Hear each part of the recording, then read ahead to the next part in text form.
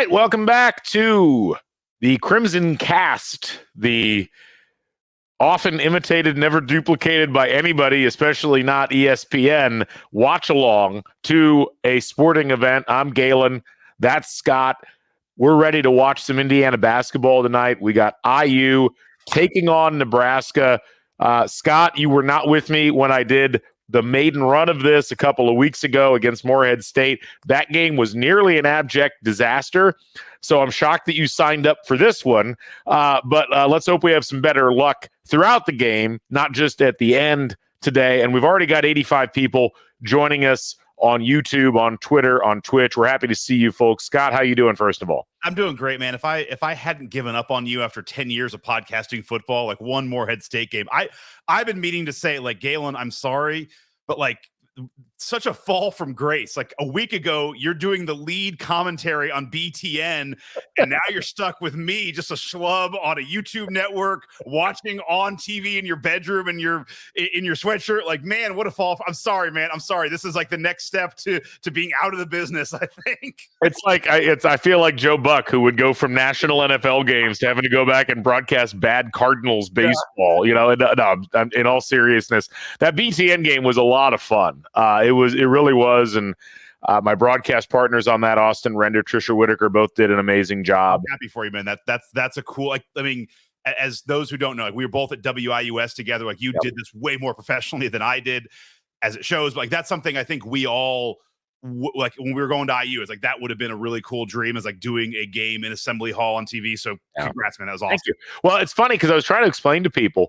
First of all, I would be remiss if I didn't throw some comments in here. So we got our Bryce is back from last week. Thank you. I appreciate the compliments. Mike says only reason I purchased a month of BTN Plus was to listen to Doc GC on the call. Mike, the check's in the mail. I'm sorry, man, that I put you through that. BTN yet? Have you been like, hey, have you guys seen the spike yet? I know. It's like, look at all these subscriptions, man. I'm money. No, it's funny. I was trying to explain to people, and you remember this from when we were in school. So Scott was in school like 96 to 2000, and I was there 97 to 01. And this was back in the day when Press Row was right along that east side baseline, like there were in the sideline there. It wasn't luxury seats. It wasn't like courtside. That was just where they stuck the media, because nobody figured out that, hey, rather than giving the media these seats for free, we could charge donors a bunch of money to sit here instead. And so the WIUS seats, which was student radio, were all the way at the end, like where IU comes in and goes out the tunnel to go into the locker room. And Scott, you remember this from doing games. You'd sit there. We had seats 50, 51, and 52. And the unofficial seat 53 was where Landon Turner would park his wheelchair and watch games. And that was always kind of a cool thing. Like, it's like, wow, Landon's here. He would occasionally talk to our stats guy. And then the stats guy wouldn't take stats, which would create problems back in the days before stats monitors. That was a great time by far. Assembly Hall, even back before that, like my dad we had some friends where one of the women was in a wheelchair. Like, he used to get to take her to games, and they were all in the front row. Like, this is like the mid to like during the heyday of the night era, like 87, 88, 89, 90. The first row is just people in wheelchairs, because that's where they put handicap seating, which is like, that's great. I mean, it's great for people, like that's great for seating, but it's like, those are seats you can sell. Like, you are allowed to sell that for pretty high prices. That's what's paying for Indiana NIL right now, actually. Luke says he can't believe you're not at Gainbridge Fieldhouse right now, Scott. I only mentioned I've not done any self-promotion. The Right Up Meridian pod, I've been doing my own. It's on the home network. I'll start pimping it pretty soon. We have been doing it, but Right Up Meridian podcast, check it out. It's on the home network. It's Pacers podcast. I'm coaching my son's team. So we had a basketball practice an hour ago, put in the 4-out offense. But game's over. Yeah. That's the Ohio State game's not going to overtime. So we're going to be able to kick this off properly. I sold my Pacers tickets so I could be here with you fine folks. But no Pacers spoilers. I know a little bit of the score. Let's not Did I say the home network again? You said it 3 times already. Home network. Well, I'm actually convinced a rival network has managed to capture Scott, and he's purposefully screwing the name up. It's tremendous theater. I love it. No, this is like old wrestling, like it's WCW versus WWF. Like at some point, I'm just gonna rip my shirt off, and it's like I'm actually part of the home network. It's a Kentucky channel, baby. Like go Cats! All right. We got some other folks. Jen Gaughan joining us. Jen, I think, was just up here and just went back home. Good to see you. Jamie Jordan in the chat. Trent's here. Bob Thompson's here. Bob, as he says, is very excited. Folks, if you haven't been through this before, we're going to try our best to sync up. It worked pretty well last time. I'm on YouTube TV. Most everybody was pretty synced up when we were watching this one. You'll figure out pretty quickly if you're ahead or behind. Feel free to let us know in the chat. We're going to add some wrinkles this time, though. We've got guests coming up. Xavier shooting. That's where I'm at now. Okay. Xavier's shooting on mine. He just put something up. Xavier looks svelte. I like this. A little got the bow, the beats. I like it. Beats going. This is good. I got 6 minutes until tip off. What do you got? I don't see the it's up at the top. Up at the top. I still have a are you on like a small monitor? Did you like No, I have my iPad, so I have the stats on the side, but I still have closed captioning on because I have kids and I have 540 left right now. 5:4. Okay, I'm at 5:41. We're like 2 seconds off. That's fine. So okay. Scott will react to things and I'll be like, what? And then it'll be tremendous theater. Who else we got joining us? Just say that. I'm sorry. Sweet Mamby Jamby is joining us. Bob Thompson is there. You go, Scott. He's gonna just live off of your home network stuff. And Robert is way ahead of us. Robert said he was at 5:30. Robert's in the Matrix. Sam is at 5:15. So we're a little bit behind you folks. So you may want to pause. Kyle, no spoilers in the chat, please. Yeah. Kyle Muhlbauer says he's 18 seconds ahead. So this could get dicey, but this is where technology is both wonderful and terrible. Anyway, let's talk a little bit about this matchup. Before we get to that, actually, let's talk a little bit about the guests we've got coming up. We've got Chad Schwarzkopf coming in, who, of course, hosts Hoosier Morning After. If you haven't checked that out, you should. He'll be joining us early. I think he's got the 9:15 slot. At 9:30 or thereabouts, Amanda Foster from the CrimsonCAST Women's Basketball Show and from Inside the Hall and from like 1,000 other things. Amanda is way like all over Indiana media. It's tremendous. She's going to be joining us at 9:30. Austin Render, who's the voice of IU women's basketball and who did the men's game with me against Kennesaw State, is going to be joining us at the start of the second half. And we got Tony Adrania from the film room joining us at the under 12 mark or thereabouts. So I'm going to try to bring some folks on. Looking forward to it. We'll try to get everybody synced up as best we can. But Scott, let's talk about this game a little bit. This is the 4th time under Mike Woodson that Indiana has played against Nebraska. They're 3-0. So far in this series with Woodson at the helm. It's hard to say with Nebraska what you're going to get on any given night. And that has pretty much been the case with Nebraska since they joined the Big Ten. Sometimes they're terrible. Sometimes they're not terrible. This year, they're better than they have been the last 2 years. Their offense is it's 50th in Ken Palm. Their defense has been fine. It's about the same as it was last year. This is a team that loves to shoot a ton of threes. It's a team that doesn't hit a lot of threes. They're only hitting 33% from three on the season. But they do a pretty good job defending the three-point line. Joke's on them because Indiana doesn't take very many. But they do a good job of defending the two as well. It's actually where they really fall down. And it's kind of an interesting thing, I think, overall. Defensively, where Nebraska falls down is they don't force turnovers. I don't know if that sounds familiar.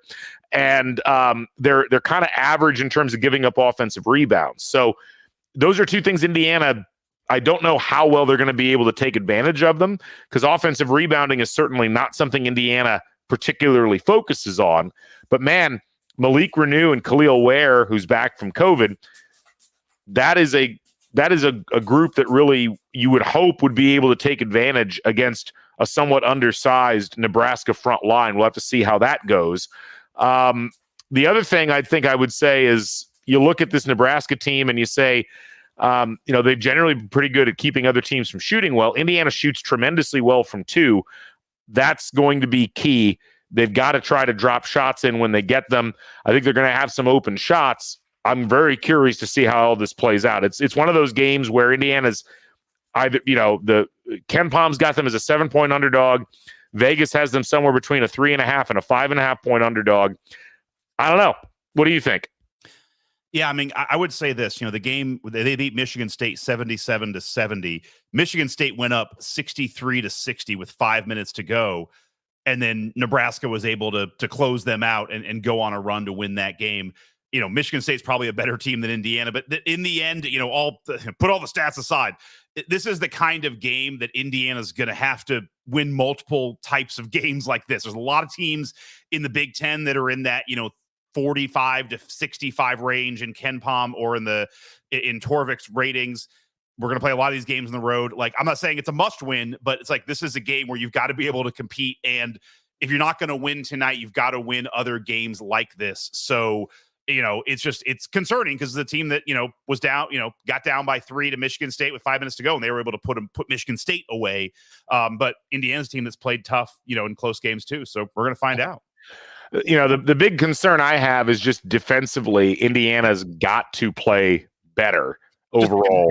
Defensively, I mean, just in general. I mean, but especially against this team. Like, what's fascinating about Nebraska is they really, minutes wise, they go 9 deep, 8.5 deep. Jaron Coleman and Eli Rice don't play that much, but of the guys that play regularly, Coleman and Jamarcus Lawrence are the only ones with an individual offensive rating under 111, which that frightens me. I mean, you go down the list: Bryce Williams, offensive rating of 116, Rink Mast 119, Tominaga's got an offensive rating of 119, Juwan Gary's got an offensive rating of 130, Wilcher's got an offensive rating of 126. I mean, this is a team that is able to come in, and when they take possessions, their individual players do something with those possessions. And Indiana has struggled a lot of times to apply the kind of pressure that's needed in order to keep guys from having good offensive nights. So I think we're going to know pretty quick in this game. We're going to stick around regardless. We're going to do the whole game. You're not obligated as an audience if the game goes off the rails to stick around. But I think we're going to know pretty quickly what this team defensively, this Indiana team, is capable of doing. So we'll see what happens. And we're getting the tip just started. So we're underway here. CrimsonCAST live. It's great to see Xavier Johnson back on the court. I got to say, that's there you go, Khalil. Been too long. There you go. God, he's so good. Okay, so I just saw that basket. So, okay, that's a good start. That's a good, easy, take advantage of your height. Other than Mass, this Nebraska team doesn't have anybody over 6'8", and they're not particularly physical down low. Yeah, I like them not moving a lot on offense because that helps us. But then that's a good shot. It was a good shot, and Mbako. I mean, he probably could have done a little bit better there, but I'm not too concerned. Now, Jamie just noted that Ware has a new haircut, which he does. It's interesting. That is true. I don't know if I like it. All right, that's another nice post pass in there. I like it. Be damned. I like the 2 plays for him early. Keep feeding him. The problem is they stop going to him. Like, they'll do this and they stop going to him after 10 minutes. Looks unbothered by the COVID that he suffered that kept him out last week against Kennesaw. So that's less hair. He's moving faster. That might be part. I mean, who knows how fast I could podcast without aerodynamic. Yes, Jamie, it's aerodynamic. 100%. There you go. Don't foul. All right. We got a barn burner. 4-4. Did you bet the over? I did not bet there's still time. Bryce says, looks like Jeffries with their haircut. That's not a bad pull. I like that. Yeah. Jeffries, I feel like there was a little tamped down. It wasn't quite as tall. There you go. All right. So Mbako off of screen action. Right. That's nice. That was nicely done. That was nice double. He hit a 3. So now he's going 4 for 5, right? Like we know we got a 4 for 5 night. Just hope he doesn't give a 3 up on the other way down here. Good D. They're going to try to. Okay, that's a nice hedge on that. Pick it up. Nope. Extra pass. Call. Tominaga. Hey, Tominaga missed a shot. That's good. That should be. Is that Indiana? Yeah, it's Indiana basketball. Okay. Good box out by Ware, man. Like he didn't have great position. Curtis asking, how do you think Xavier Simpson's moving? So I don't know if you saw that, but I guess Dave Rebson called him Xavier Simpson twice in the pregame show. which is he's not. It's definitely not Xavier Simpson. He's Xavier Johnson. So he can join the podcast anytime. If he's going to mess up names like that, he's welcome to take my spot. Dave Rebson's trying out. Like maybe this is good. Maybe I can go on BTN and Rebson like he gets called down to it's like relegation for soccer. It actually is funny. The one piece of feedback I got during the game from Big Ten headquarters was I accidentally called it Big Ten or BTN plus, and they're like, it's actually Big Ten plus. I'm like, okay, got it. Thanks, guys and gals. There you go. Ooh. Xavier, nice. This is what Indiana's been missing. Yes. Is that penetrating guard who's looking to pass. Oh God, I hate that. I hate when you just lose the ball like that. It's such bad luck. Yeah, just unfortunate. Look at this. Like this is Xavier at his best. Just kick and dish. That's great. Yeah, I mean, well, when you draw two defenders like that, that's part of being, and it's what Gabe Cupps is not yet really capable of doing. Right. Is he can drive or he can pass, but he's not really in position to do both. Yeah. That's a tough offensive rebound. That's a nice job by, was that Gary that got that? No, that was Bryce Williams. Oh. And a foul. Yeah. Well, you know what? I'll take that out of Mbako. You don't want to lose the aggressiveness. Like, I'd rather you be aggressive than not. But now, here's the thing with Mbako is that you have to back off a little bit. You've got one foul. Right. Now is when you've got to, now you can't be aggressive. Yeah. Now, well, you don't have to be passive, but just don't be too aggressive. Bob notes it's a hustle foul. That's a good inbounds play. That was not well defended. Good play call by Fred Hoiberg. Come on, Trey. Nope. Trey, no. So that's it. I'd love we've gone 4.5 minutes. Oh, nice.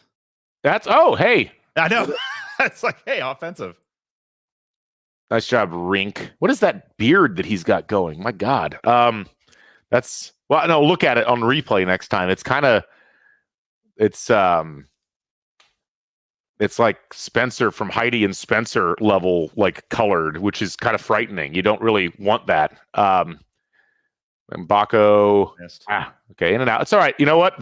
What is that? 3 threes Indiana's taken in the first 3.5 minutes of the game. I'd like to see Renew get a touch here pretty soon. For as well as he's played the last couple games, like we've got nothing to Renew yet. That's true. That's a good point. We'll have Chad joining us as soon as we get to the under 16. He's in the green room right now. We can see him in there. He's fired up. I'm in this green room. It's one of the. We're taking sponsors for the green room. So maybe want to be the Skittles green room. We can call it that. We're ready for anything. We got Josiah Alec in the game. This is his third university in his career. He's a 5th year. Started at Missouri, Kansas City. Scott, can you name the Missouri, Kansas City mascot? It's the greenhorn toads. No, yeah, that's a pass. I don't. Was Ware not looking for that pass from Xavier? It seemed like the pass was there, but the Missouri, Kansas City's nickname is the Kangaroos. That's solid. Oh, it's a pretty good. It's one of those nicknames that you're like, why aren't there more fun nickname? Yeah, see, a bunch of people got it. Brian Toohey got it. Aaron got it. Bryce got it. Good, you guys, you are on top of things. Our audience knows what's up. We got Gabe Cupps in the game. He's come in for Xavier. And Ware loses the basketball. That'll drop his draft stock. Apparently, we're just moving people 10 or 15 spots up and down the mock drafts. We've anointed Zach Edey as like he's going to get his own draft at this point. That's Tominaga. Tominaga's 22nd 3 of the season. That leads Nebraska. Moving up the draft board. Yeah, Tominaga's now a first-round draft pick overall. That's good for him. Trey doing a bunch of Trey. Bunch of dribbling. Yeah, see, and then there you go. And the charge. That's an offensive foul. He put his arm into Renew. Did they call that? It wasn't Renew, it was Mbako. Did they call it on Mbako? I think so, yeah. That's 2 on Mbako now. Well, that's so. That's going to be called. That is number 2. Yeah, 2 on. Like it's exactly what you said. Yeah. No, that was really a bad call. He got elbowed out. Like I'm not sure what he's supposed to do there.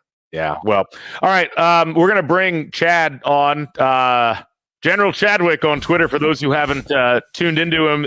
Sir, thank you. This is weird to see you at this time of night. Are you doing all right? It is. I'm usually in my pajamas getting ready for the morning, prepared for Do Hoosier Morning After in the morning with Martha. But Martha's usually singing me a lullaby over the phone at this point in night as well. Yeah. Well, what are your thoughts so far on what we've seen in this game? A few little sloppy turnovers there at the end of that segment, but good to see that Simpson's out there moving pretty good laterally, left and right. His ankle doesn't seem to be bothering him at all. There's a callback to the Xavier Samson. There you go. Samson in the pregame. But yeah, it's going to be sad. Hopefully, we'll probably see, of course, the auto bench now of McKenzie. But hopefully he doesn't sit for too long and we see him get back out there. Yeah, it's going to be interesting. I mean, it was great opening segment offensively for Indiana. 4 for 6 from the field. They hit a 3 in that segment. 3 turnovers, not cool. But we've seen worse starts offensively out of this team. We have, but we played. I hate this. Like, we played pretty well, and then it's 9-9. Like that's what sucks. Is like you had a pretty good opening stanza. You hit a couple threes. You played well. You got the ball inside. You're driving, kicking. Like the offense looks to be moving, and it's 9-9. And like that's what sucks. Yeah, the offense kind of slowed down on those last couple of possessions too, which is not ideal. I think you nailed it on the head though, saying they pulled Xavier early, so you're going to get more Gabe. Like I wonder if they have Xavier on like a really tight time, game clock here. Like he only going to play 22 minutes or something.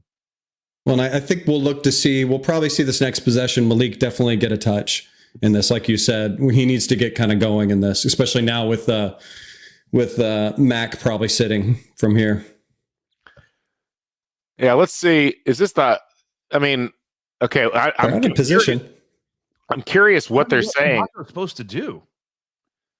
Yeah, like that looks like a reaction call from a guy who isn't in position. I mean, you put your elbow into a guy, you shove him. An offensive foul on the caption says it's an offensive foul, but what he saw, like many things in the game of basketball, you don't see the initial play. Yeah, it's Bryce Williams. I guess just watched a bunch of Boo Booey tape from last year's game in Evanston. Man, God. Well, that's an offensive foul. It is. Well, I mean, or no call at the least. Yeah. It's pretty remarkable. I don't know if it's that hard to call the game. Maybe add a fourth official. There you go. New jersey, new number. No, all the fouls are gone. The 2 fouls were on that first jersey. CJ, give me your jersey, man. Look at Yeah, this jersey has no fouls on it. CJ's got the 2 fouls. Mackenzie Sampson's about to check in, guys, for Indiana. All right, so this is where it gets a little dangerous early for Indiana. I mean, you worry a little bit about this team on the road. You get off to an initially good offensive start. Things don't exactly go the way that you're hoping that they will. Let's see what happens here. They have a lineup like who's with Banks and Cups in there. Like what? Yeah. There you go. All right. That's a nice feed. Nice Trey. That's Malik Renew on that feed right there. Best passing big man in the Big Ten, perhaps. I don't know. Yeah. So 5 assists on 5 baskets, which is pretty good. A lot of contact. And nice. Oof. Normally you fight over the screen, not over the guy holding the ball. Here's like they just completely forgot about Trey underneath and just a nice cut to the basket. Yeah, that's not bad at all. And good for Trey. I mean, he needs an early finish, I think, to kind of give himself some confidence. I have a lot of hope. Call there. Screen? Offensive foul. Oh, okay. Yeah. On that screen. All right, so Bob says we're ahead of him. This is weird because we're ahead of some people, behind some other people. We're the Greenwich. We're the standard time. People have to adapt. We are the prime meridian of this broadcast at this point. Sorry. All right, where do they go next here? What is this action? What was that? Here's the Trey curl. The zoom action from Trey. Yeah. Well, Nice. kind of a mini one. It's a nice curl. You don't want to keep doing that's not going to work long term. I don't know. Those interior options for Trey may be better than him trying to set up at the perimeter against this particular team. That's nice. I like that a lot. Keep it. Oh, well, that's Malik. You're not going to make that play. Yeah. And that's going to cause this. Oh, man. Layup by Gary. But that's Renew going for it, 70 feet from on the other side. Like you got to realize, yeah. Look at Ware, man. He's posted up. This is where you miss Xavier because Ware has the position. There you go. But Cups gets it to him a little late and in bad position. Wow. It was way off. And a foul. It's draft stock. Oh, they didn't call it. Little frenetic here. Yeah. I don't think this is much like we saw in the Kennesaw State game. This is really not the tempo Indiana wants to play at. Yep. He traveled. What was that? Extra step there. So, Chad, what for those who haven't tuned into Hoosier Morning After, give them the pitch. What's the show? Well, Hoosier Morning After stemmed from one, just me wanting to talk more Indiana basketball. And second, it's just, we're a very emotional group, as you will see us talking here. And everything was stemmed around the idea of getting the night to sleep on it, having the night to sleep on those initial emotions, those initial reactions that you have, and maybe wake up the next morning and you feel a little bit better about that loss. You're able to kind of see a few things that you didn't see through the clouded eyes of what just happened in the game. And it's a joy to do. Martha joined me over a year ago to do that as well. And I enjoy bringing in a few of your students have joined me in the past. Tyler, you've been on with me. I'll get Scott one of these days on as well. But just a fun podcast, fun chance to talk about IU and hopefully better games, victories, not games that can continue like this. Yeah, this is not trending positively. I can't go under that screen, Caleb. God, cannot do it. Call up. I will. Xavier Johnson, Back Home Network. I'm working on all of my things. Yeah. Well, this is suddenly getting into danger territory very quickly here. This is where if you're this is where if Xavier's on a minute limit, you need it now. The offense has not looked as good since he left. Right now, we're just dribbling around. Renew's just driving in. This is a very awkward lineup for Indiana, to say the least. Oh. Now they're gonna say that's how I don't, man. You tell me anymore. You tell me that's just a lost ball out of bounds. So Indiana's gonna get this 3 seconds left on the shot clock coming out of this. So little stats reset. Nebraska is now 7 for 12 from the field, 2 for 6 from 3. They've got 4 turnovers. Indiana's got 5. Difference is Nebraska's got 9 points off of those 5 turnovers. Indiana's got 2 points off of those 4 turnovers. As somebody mentioned in the chat, Indiana's transition offense just absolutely does not seem to exist half the time. And I think especially with Xavier Johnson off the floor, here's the thing.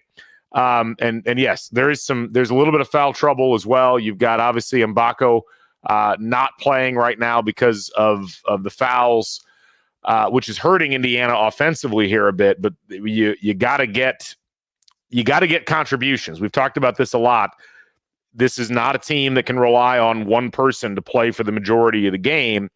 And as much as we'd like to see Mbako out there shooting, it's not like this is an incapable group, but they've not looked like they've known what they're doing offensively on a lot of these possessions since he went out. Yeah, and I look in this game, hopefully we do see X come back in after this timeout. It just gets Trey going a lot better. And we saw that in those minutes with those two together. That's kind of been Trey's issue, I feel like, in these last couple games since X has been out, is that he's felt like he's had to shoulder a lot more responsibility and had to do a lot more. And I hope with this game and continuing forward with X back that we see Trey revert back to a better style and play within himself a lot more. More importantly, we got Martha throwing daggers on Twitter here that I don't wake up till 10 a.m. Dude, I got bus stop at 7:30 every morning, 7:26.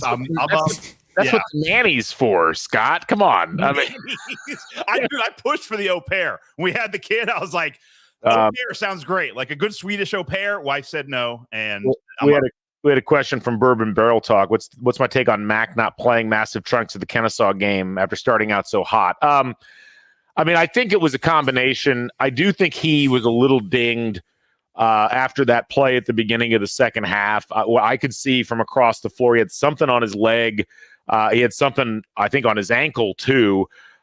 I think that was part of the issue. I also, though, think that Woody was really disappointed in how he was playing defense. He was really getting slaughtered in the corner. And look, I mean, Kennesaw State's a hard team to guard. It was a different type of team from what Indiana was used to. But I think in that game, Woodson was like, unless I have to play you down the stretch, I want you to sit and focus on why you're not playing, which is defensive. And I know people don't like that. It ended up working out. I think if Indiana had still been struggling with Kennesaw with like 5-6 minutes remaining, he would have come back in. But by that point, the game was basically out of reach. So, look, I think you can tell the way that Woodson's dealt with M'Baku throughout the course of the year. He's trying to slowly bring him along. And we've seen this, and it's not always good. It's stubborn sometimes, but Woodson, much like Knight, believes that the bench is the best motivator, especially when it comes to defensive effort and intensity. Xavier back in. Xavier and Cups. I'll be surprised if we see more than like 16 minutes out of Xavier tonight. We'll see. Yeah, but you need it now. You need, it's a danger time right now. That's a nice move by. All right, Malik. Yeah. But that's Xavier getting him a ball. How was that? I guess they reset the shot clock. How was that? That was more than 3 seconds on that sequence there. Well, because it was out of the ball. The ball was out of bounds on Nebraska, so it must have just our ball. Well, you're probably right. I'm just saying that it was 3 seconds when they left, so I guess they must have reset it while we were gone. I didn't check. All right, defense, good.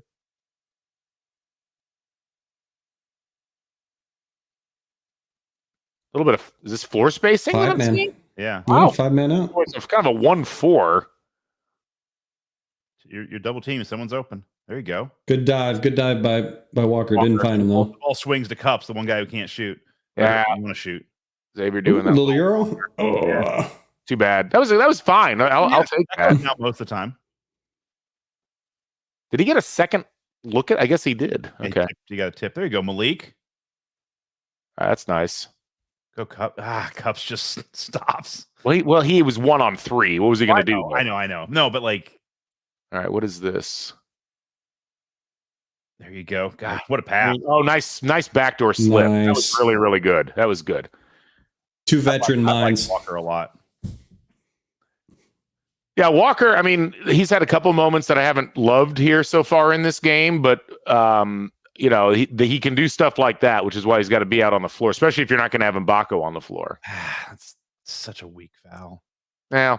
It is. It's just such like it's just the bigger problem there was letting Mast get rolling downhill in the post or in the lane. What a good little pass, just right there by X. Good pass. Yeah, that's one of the things that this IU team's been missing is guys slipping to the basket effectively. But more importantly, what they've been missing is someone who draws defenders and keeps them out on the perimeter, allowing them. Well, that's what I'm saying, because like we haven't seen this all season, but it's not like all of a sudden they're doing it because X is drawing double team right there. Like X is double team. That's what allowed it to happen. Yeah. I just there's got to be somebody else that can do that. Not this year. I mean, hell with this year. I just mean tonight because Mike Donovan says X with a pass fake. Haven't seen a pass fake in 2 weeks. No, there's something to be said for that. I'm not sure why you're playing him and Cups together because, time limit. To some degree, I think it's because you need two ball distributors potentially. Nice job by. Why is that not a foul? He's so long and like such a good job keeping the ball up. Yeah. Oh, where damn near got a piece of that. Yep. Oh, just luck and. Well, I really hate where Nebraska keeps her cheerleaders, like right behind the benches. Like it's annoying. That's what you're worried about? Yes. Shiny things are distracting Scott. Yeah, it's welcome to every podcast I do. Yeah. We're talking about that. We're watching the game. This is commentary. I'm going to put a mirror ball back here behind. We're not going to do nothing but slip screens. Like, what is that?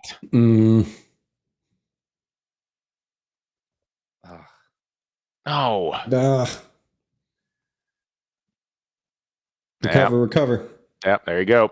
Yeah, see, this is the real issue. I mean, I'm not sure which play we're all making the noise, and it could be for like what I was reacting to the missed shot or like the missed rebound or what I was reacting to there was more Ware just kind of whiffing on the rebound, and that's the problem is that this Nebraska team will make you pay. Okay. Now X trying to draw fouls there. Oh, now he's pissed. Now he's gonna. Yeah, this is where X gets pissed and he gets a foul or two, just trying to. Yeah. So only one foul on X. That's 5 on Indiana. I see that looked an awful lot like body contact by Mass, but whatever.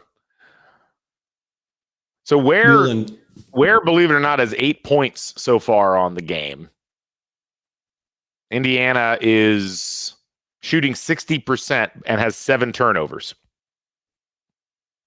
And we're about to see Leal come in really early in this game. Yeah. Yeah, it really feels like Leal might have put himself higher in the rotation, shall we say? He was definitely a real calming factor for the team, that kind of mature mind in the Kennesaw State game when he came in.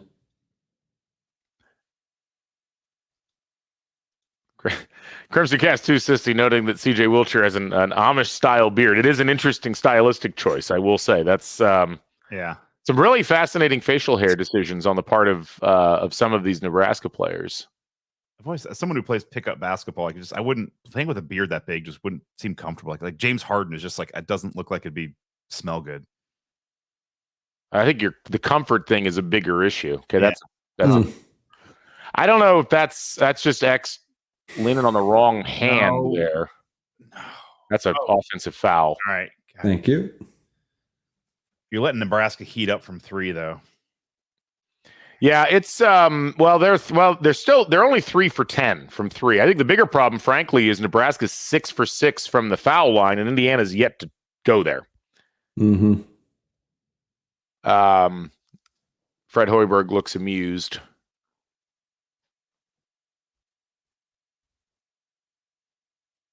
That is Sam Hoiberg, by the way, in the game, for those who aren't paying attention to whose son is playing. Now, Indiana has definitely worked on spacing. This is the most spacing I think I've seen from Indiana all season. If they're aware, it's a foul. That's good. It's a foul. Yeah, they're not going to call fouls on Nebraska in the post, it appears. That's nice, though. That's 10 for Khalil Ware so far in this game. He's so good. He's so good. He's good. I mean, this is the most assertive we've seen him against good competition so far this season. How is Oregon not able to do anything with that dude? And now, boom. That's not good. No, I mean it's there comes like I'm not sure how he can come back from. There you go, Leo. Come on, get in there. And a foul. Oh, yes. Wow. All right, Anthony Leal. Why haven't you been playing me? The Leo game? Is this the Leo game? Oh, all right. We got to rotate guests. Chad, it was great to have you on the show. We'll have you on again in the future. All right. Yep. Thank you, guys. Have a good one. Let's go Hoosiers. All right. Have a good one, Chad Schwarzkopf. Catch Hoosier morning after. We're gonna. That's on after the morning after every game. It's funny that he said that, Scott. We were kind of in the middle of a play, but that idea of let's not talk about it immediately, let's wait until later, is exactly our philosophy with IU football post-game podcasts. Yes. That's why we refuse to talk about IU football immediately afterwards. But thank you, Chad, for joining us. We're going to bring... And yet we're going the complete opposite now. Now we're doing stuff live. Like that's always been kind of our thought is like, let's give a little bit of time breathing room, and now we're just straight live. But I'd like to note this isn't football. That's fair. We talked about doing a football one, though. And that was very wise of us not to do it. Anyway, let's bring Amanda Foster on the show. Amanda Foster from every media that you follow for IU Athletics. How you doing? I'm good. How are you? Good. Good. Hi. Sorry that this is well past your bedtime. What is that? I mean, when I was in school, I would regularly go to bed at like 3 a.m. I mean, that's when all the PlayStation happened, and like just going. I had a whole semester where my first class, the whole week, was at 1:15 in the afternoon. So I've noticed a lot of our sports media students are just like really appalled that there's so many late games. It's just fascinating to me. It's because you're sitting around waiting for this game to start. And I was ranting about this to my sister earlier because it said a 9 p.m. tip, and then it didn't even tip at 9 p.m. It tipped at like 9:07. So for me, it's not necessarily that, like, I'm awake at 9 o'clock, I'm awake at 10 o'clock, but it's the fact that I have to sit around waiting all day for this game to start when I would just rather it starts earlier. So then if I want to go to bed early, I can go to bed early and I don't have to stay up late if I don't want to. And now this is just making me stay up late. I'm with you. It's and as James, who lived with me for 3 of the 4 years, noted, I never slept in college. It's true. Yeah. So, and as Aaron notes, he hates working 9 p.m. game. What's that, Scott? Your 40s were for. Yeah. I mean, college is not for sleeping. You sleep in your 40s. That's right. I don't sleep in my 40s either, unfortunately. But I will say, well, what are your thoughts so far on what you've seen in this game? It's a weird game because it's a 9 p.m. game, and I feel like they're always weird. I came in and I heard you guys a little bit. I've been impressed by Khalil Ware because he started out well, and then he had butterfingers for a little bit and had some turnovers, but then he's looking more aggressive now.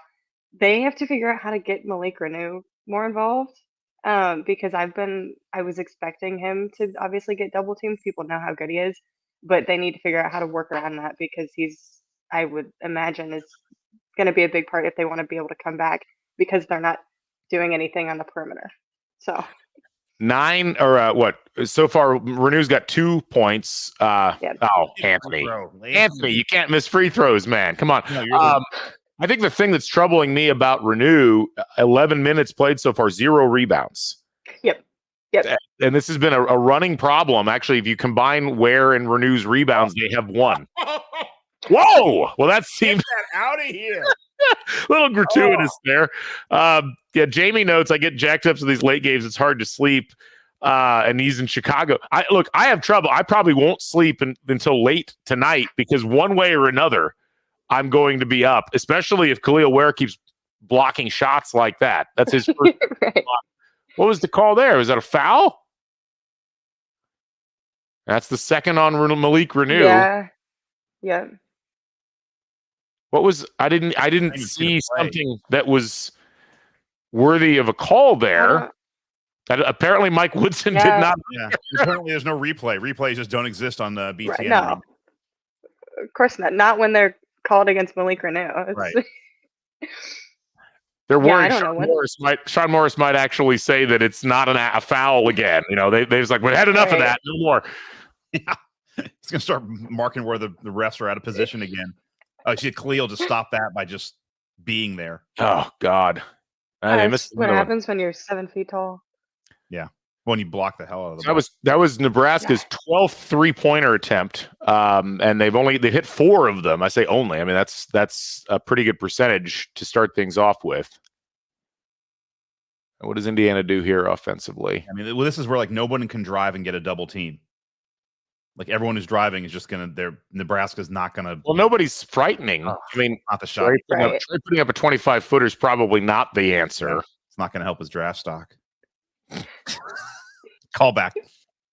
What were your impressions, Amanda, of what we saw out of Xavier Johnson in the few minutes that we've seen him so far?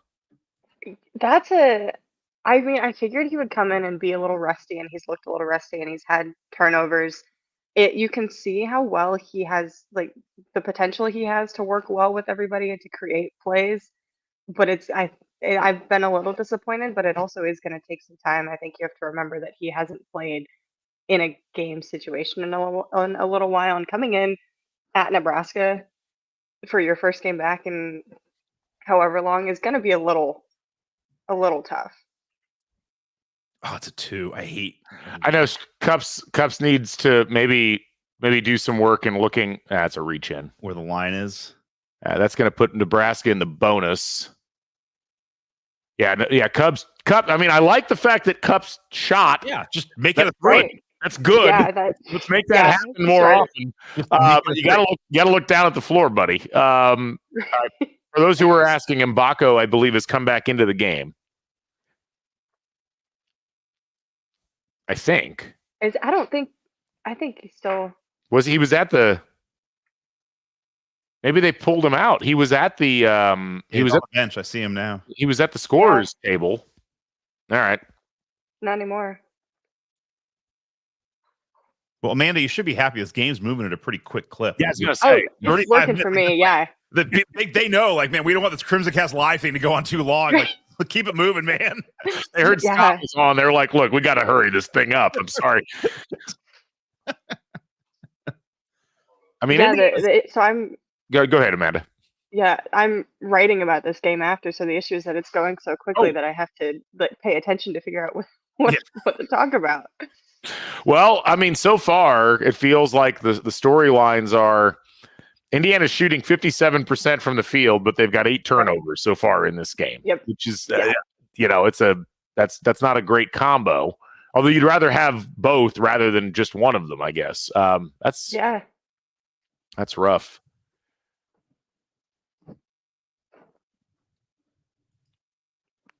That was a surprisingly sedate out of bounds play there. Okay, good rebound by Ware. Mm-hmm. Get up there, Galloway. Oh,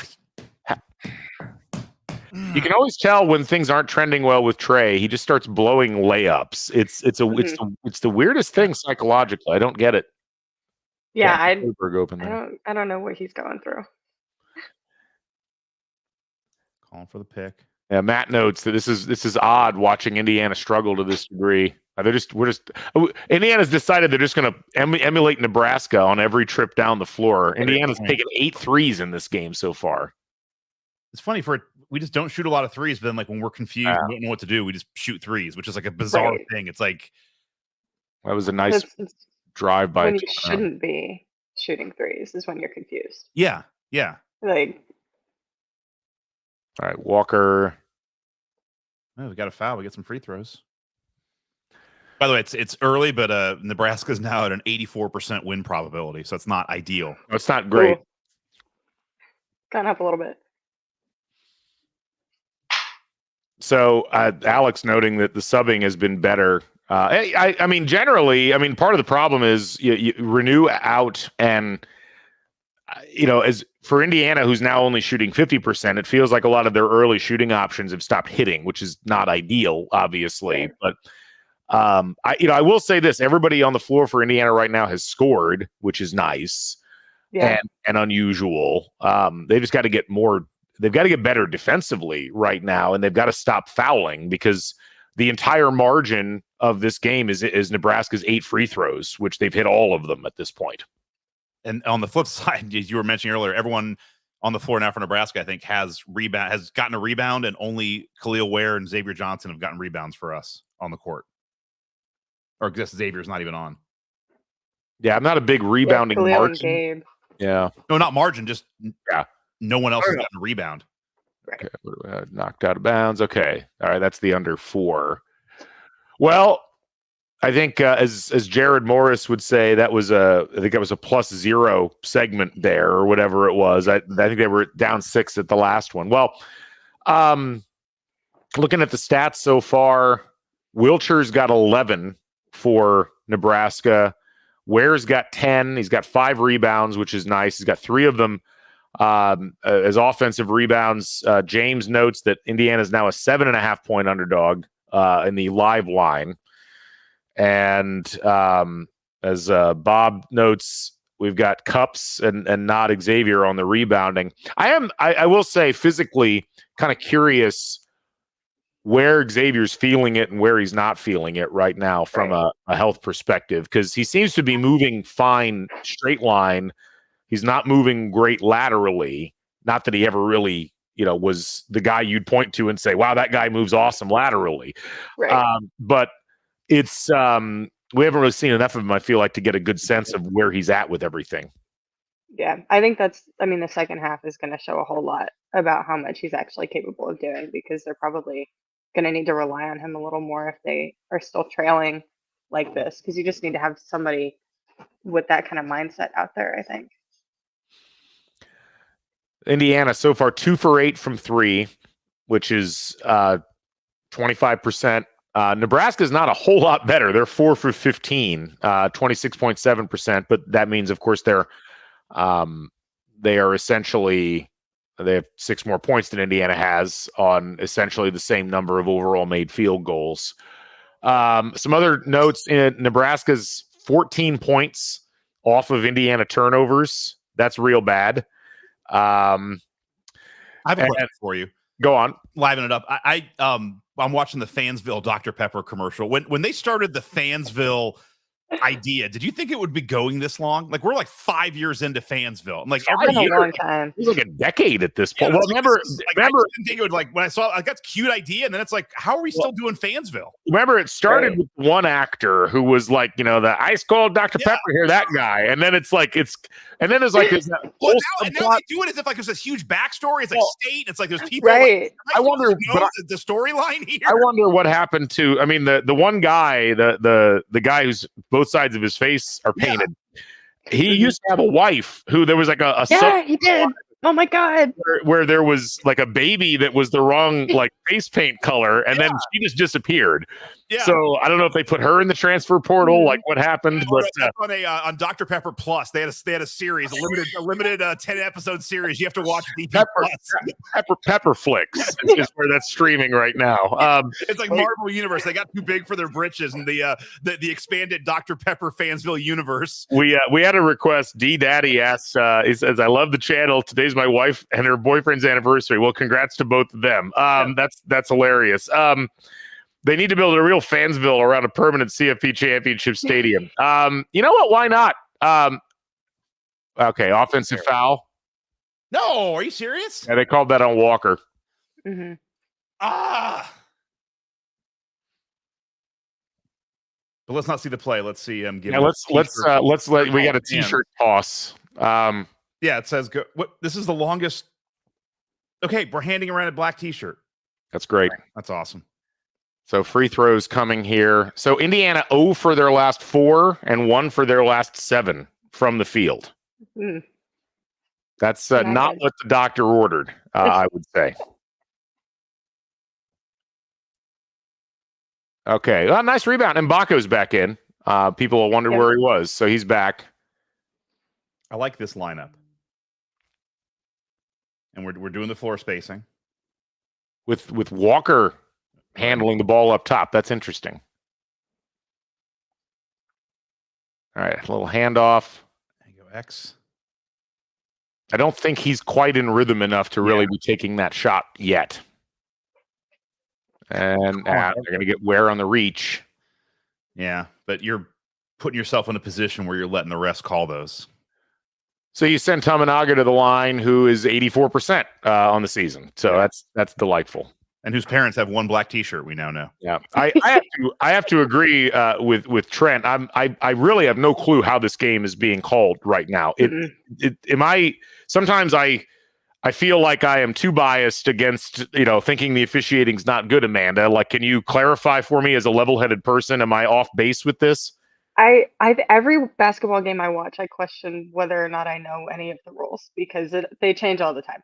You cover. I feel like I sit there. I'm like, I don't know what's happening. You cover a lot of women's college basketball, which I feel like is on a different dimensional plane of bad officiating. Gosh. It's awful. It's so bad. It's wild. Yeah. All right, Tamanaga hits both of those. Who's going to step up for Indiana here? We went away from the Xavier driving and getting double teamed and kicking to the post. Like, I would like to see that again. Interesting entry. Whoa. So man. See, this is where that was well defended by Nebraska, but Ware is just so skilled that he didn't lose what he should have lost on a double team. But this is what's frustrating with this team is like we'll find things that work and then we go away from it. It's like Xavier driving was working and then we're not doing it, and then like Ware's great, but it's like at some point we kind of stopped giving him the ball too. Mm-hmm. I'm more worried defensively. I mean, again, Trey just got completely rubbed off on that screen on that last play. That's a shame. Feels like if you touch a guy while he's out of bounds, while you're holding the ball, that should be out of bounds on you. I'm going to make that rule up right now. That's just tough. Oh, yeah, show your muscles. Well, now it's suddenly a 10-point game.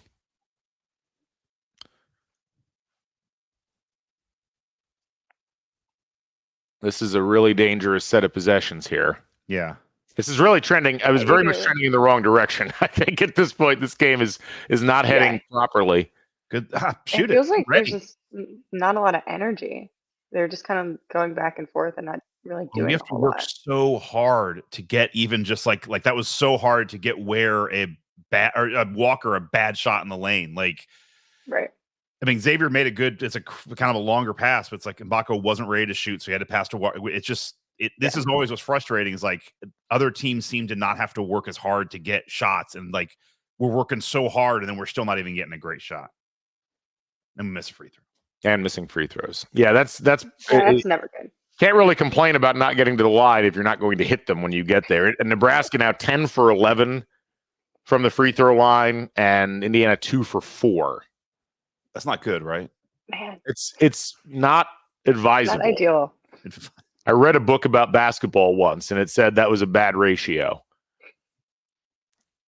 Yeah, okay, there we go.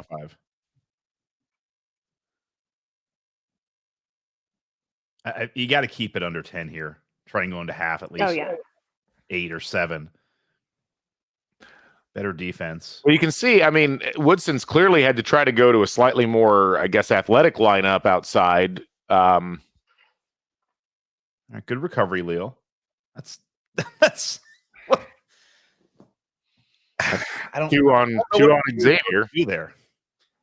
Well, I mean, I think what you do, you got to keep your hands back a little bit. I think that I don't love the call, but if you're going to stick your hand in the cookie jar, they're probably going to call it. I mean, it's just we've seen Big Ten officiating enough to know that they're just not going to let you. Well, and Xavier has a history of always gets a little too aggressive sometimes. So refs remember that. Hey, they missed a free throw.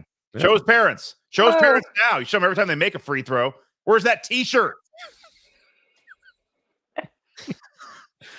The Trent notes, it says the defense is slow. They're not keeping guys in front.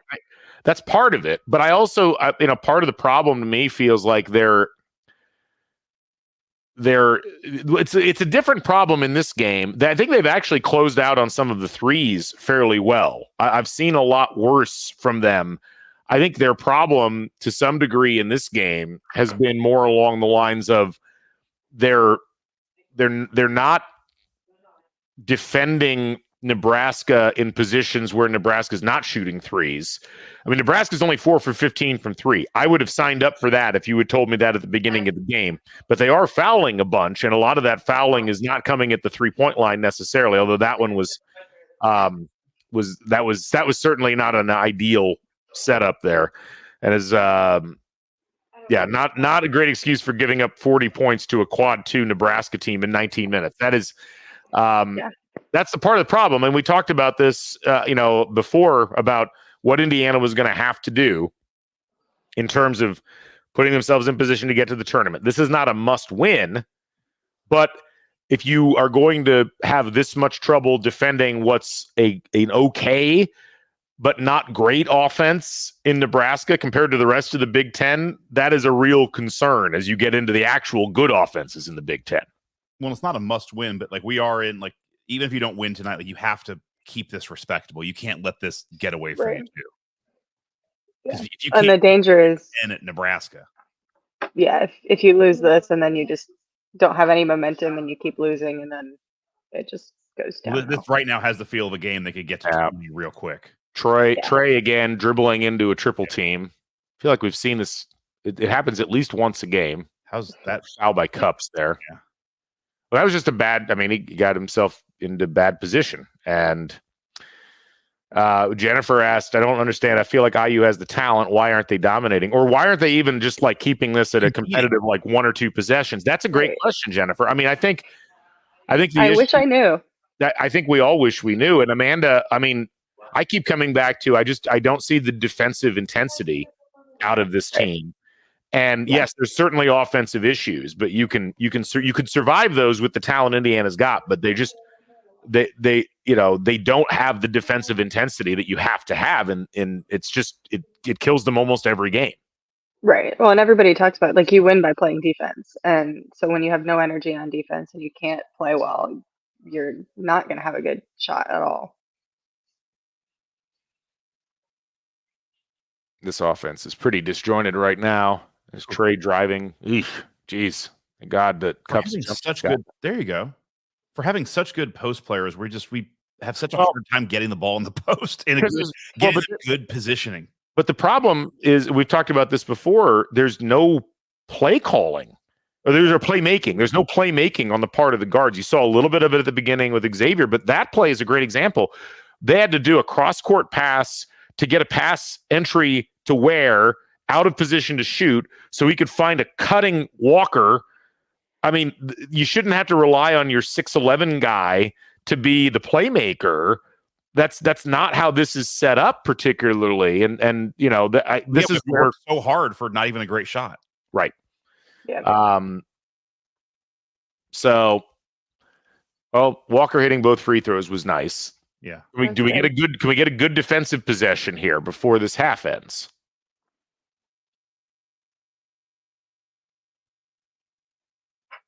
Let's see there. Now, Tress is, I don't know that Trey needs to be this close. Don't foul Walker. Okay.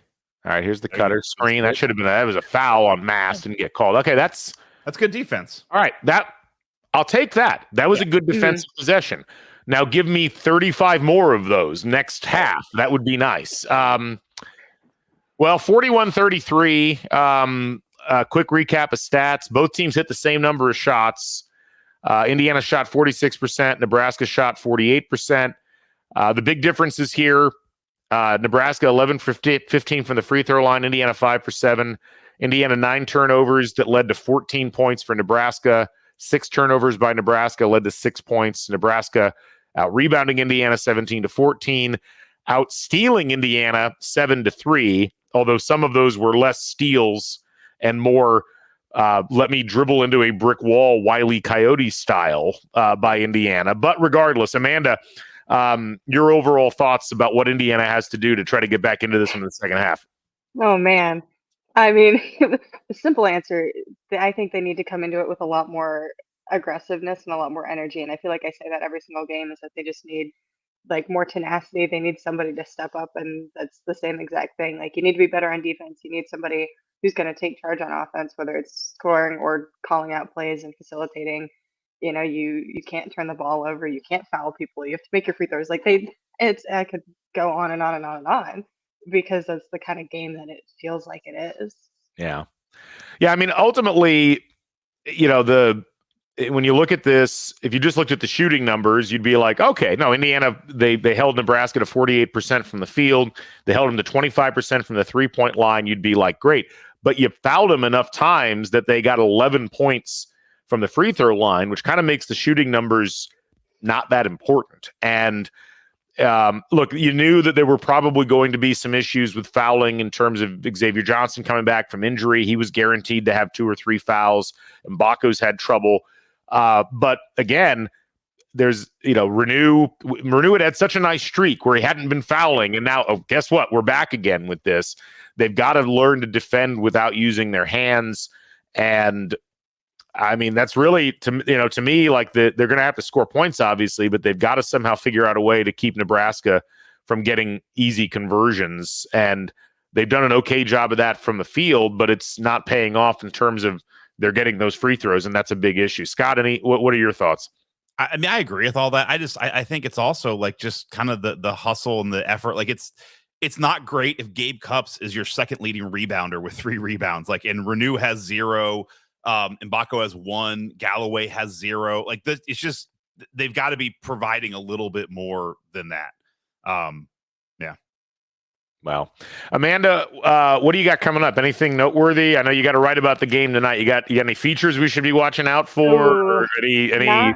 Nope. Not quite. I'll start working on things once I get back to campus, but nothing too major as of yet. But things are coming, so don't worry. We'll keep an eye on it. All right. Well, go try to enjoy the second half as best as you can. Yeah, we'll see. We appreciate you joining us on the show. Amanda Foster from Inside the Hall, from CrimsonCAST, from BTN Plus, a bit of everywhere. A little bit everywhere. Thank you for joining us, Amanda. Okay, good to see you. Thanks for having me. Yep. Let's bring Austin Render on. Austin, Thank you for signing up for this. You talk about it's past Amanda's bedtime. It's way past my bedtime. I know. Well, you've got to condition. You got to go to Iowa City next weekend for a night game, right? At least that's a Saturday. But yeah, based on sitting here and listening to you guys, and I've listened to the whole show, but just being in the waiting room for the last 5 minutes or so. If I wasn't watching the game, and reading your comments, come on, people, it's an 8-point game. Yeah. It's an 8-point game. Come on. I like this. Austin Render, the voice of reason, coming in and trying to get us hold of it. That's probably the worst that they could have played, and they're down by 8. All right. Well, okay. Let's see. You just did it there. That's about the worst they could have played. So give us the bright side, view of what Indiana's done so far, and where are the seeds of positivity for the second half at this point? I mean, I think the positivity is that I really liked the minutes that they got out of Anthony Leal defensively. Wilcher got off to a hot start, and then they put Leal on him, and we didn't hear much from Wilcher for the second part of that half, I think. I thought he was really good. Obviously, Khalil Ware was great. They've got to get him the ball more. I don't know what happened between last year and this year with post entries, because post entries are tough to watch with this team right now. I mean, they're throwing the ball at his feet. They're throwing it over his head. And maybe it was because Trace masked some of that because he caught everything. But that's a big issue. To me, if everybody's focused on the defense wasn't great. But Indiana committed 9 turnovers for 14 points for Nebraska. They let them get out and run, and that's the worst form of defense, is by turning it over on the other end. So if Indiana can clean that up, I think they're okay. But we need that stretch that we talked about, Galen, during the Kennesaw State game, that like 4 or 5 minute stretch where they kind of clamp down defensively. They usually have that in every game where there's that one stretch where they start to make a run. They need that coming out of halftime. I'll give Nebraska some credit defensively. I mean, they're clearly aware of Indiana's offensive shortcomings, and I mean, a lot of those turnovers have been Indiana dribbling into danger. And if you're going to do that, if you're Indiana, if you're just going to dribble in to a double or triple team, I'm not sure what Indiana's going to do at that point, and that is a concern. And This was always kind of the issue, I think. And, for those of us who have been looking at the numbers, it's interesting because like Bobby Mancher notes here, can someone explain 4 years old why spacing so impossible with the team? The spacing at times in this game has been pretty good. They've played like a legitimate 4-out or 5-out. They've had players, in positions where you couldn't have defenders drawn out there, but as Indiana has not shot the ball from outside, and as Indiana doesn't really have anybody that seems to be a threat to drive and do something with it, it's very easy for those defenders to collapse backwards. And I think especially with Malik Renew being out as long as he's been out in this game, you lose the one guy who could create some interior spacing, or at the very least give the guards somebody that they can throw it to. Yes, Ware's been in there, and Ware's had a pretty good game. I mean, 12 points, 6 rebounds, 6 for 8 shooting. If you get that out of Khalil Ware, you should be closer than 8 points at halftime in a game, but they clearly are not. Well, the thing with spacing is like it's great if you have guys who can break people down. Like, honestly, if some of these lineups, spacing isn't great when you have Caleb Banks and Walker out there. It's like there's nothing you can do. Like, unless they can break somebody down, they're just going to drive in and have one guy stop them. Like, that's where Xavier comes in. Like, you can space if Xavier's on the court because he can drive in and put the defense in. He can get by his man, make somebody double team, and that's where it works. But I think the trouble is we do spacing sometimes lineups where if guys aren't able to break somebody down, spacing really doesn't. It just makes the possession last longer, and then we don't really have a lot. Like you mentioned, Galen, we have a lot of set plays that are getting guys open. We kind of just do stuff. It's a 2-part equation. You have to have spacing, but you also have to have ball movement. And there's not that quick ball movement. It sticks in spots. It sticks or on the double too long. when you're doubled, and I think, again, another thing that we were spoiled with watching Trace last year, he was so good at getting the ball out of the double and finding the open shooter. Now, he was surrounded by more shooters, I think, last year than he is this year, or they would be this year. But that you got to have that ball movement, because right now it's just sticking. Yeah, well, and look, I think it's interesting. I mean, there's so like Glenn Sewell has a comment here in this thing. I think the guards are hamstrung by the system. They don't have the freedom to shoot before getting into the post. I don't know if I totally agree with that, because last year's guards, Jalen Hood-Schifino had a lot of mid-range game. He drove and pulled up quite a bit. The system's not too tremendously different from what we saw last year. I think the larger problem is more that Indiana's guards aren't really the type of guards that have shots that they're comfortable with taking. And I don't think the coaching staff is comfortable with them taking the shots. And that's something we've talked about a bunch so far this year. Like, why is Indiana running this offense to begin with? It's because, for a variety of reasons, the guards that are on Indiana's team are not really cut out to be creating their own shots, to be catching and shooting. And ultimately what you're dealing with, like Trey Galloway, can hit shots. We saw that last year, but as a fourth option or as a third option, as somebody who's not having to be a primary ball handler, and certainly not as a guy who's trying to create and distribute. Gabe Cupps, that was a nice shot that he took in the middle of the first half. You need more of that. He's got the potential to be that mid-range guy, I think. But it's clearly a long way away. And look, you just haven't seen the production out of anybody else. I mean, Xavier Johnson's been injured. It's not good. It's not ideal. But Trey Galloway, this is kind of the Yang game for him. 2 for 7 and 0 for 3. And when we see that happening with Trey Galloway, it generally is kind of hard to recover. So I don't know what the answer is at this point. I mean, certainly the system isn't helping. I think the system, you can at least score points efficiently when you've got Ware and Renew in there both doing their thing. But when Renew is sitting for large periods of the time because he's got 2 fouls, or because they aren't finding him the ball, which was basically what was happening through that first 5 or 6 minutes, that's a real problem. Were you guys surprised that they started Xavier?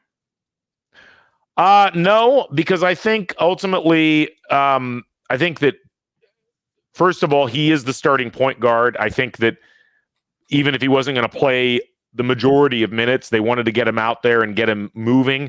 And I think ultimately taking the psychological burden off of Cupps having to start is probably for the best. That's going to be, I think, a key at this point. I mean, the other one for me, I guess, is Scott, were you surprised? I'm sorry. No. I wasn't. But to me, the more the questions we look at the second half is, assuming the game is close, within a 10-point range, how much do you think? I think somebody had it in the chat here too, so I apologize. How many minutes do you think we see out of Xavier in the second half? I mean, it's a reasonable question. I mean, if the game gets out of hand, did we hear a number pregame from Woody?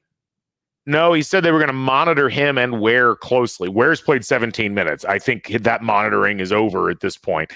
But how many minutes did X play? Let me check. Looks like in the first half, X played 10 minutes, which is actually more than I thought he was going to play. If you could get another 10 out of him, I think where he starts the first couple of minutes, you give him a break, and then you put him in once you feel. I'm kind of with you, Scott. I think you're going to need probably 15 out of him. I mean, you're going to need a 3 to 4 minute run here where you make a push. Question from Jeff Bryant: can our guards be developed to be that to a greater degree? Well, I think here's the problem: the development issue. So I think you have to look at the guards individually and kind of ask that question individually.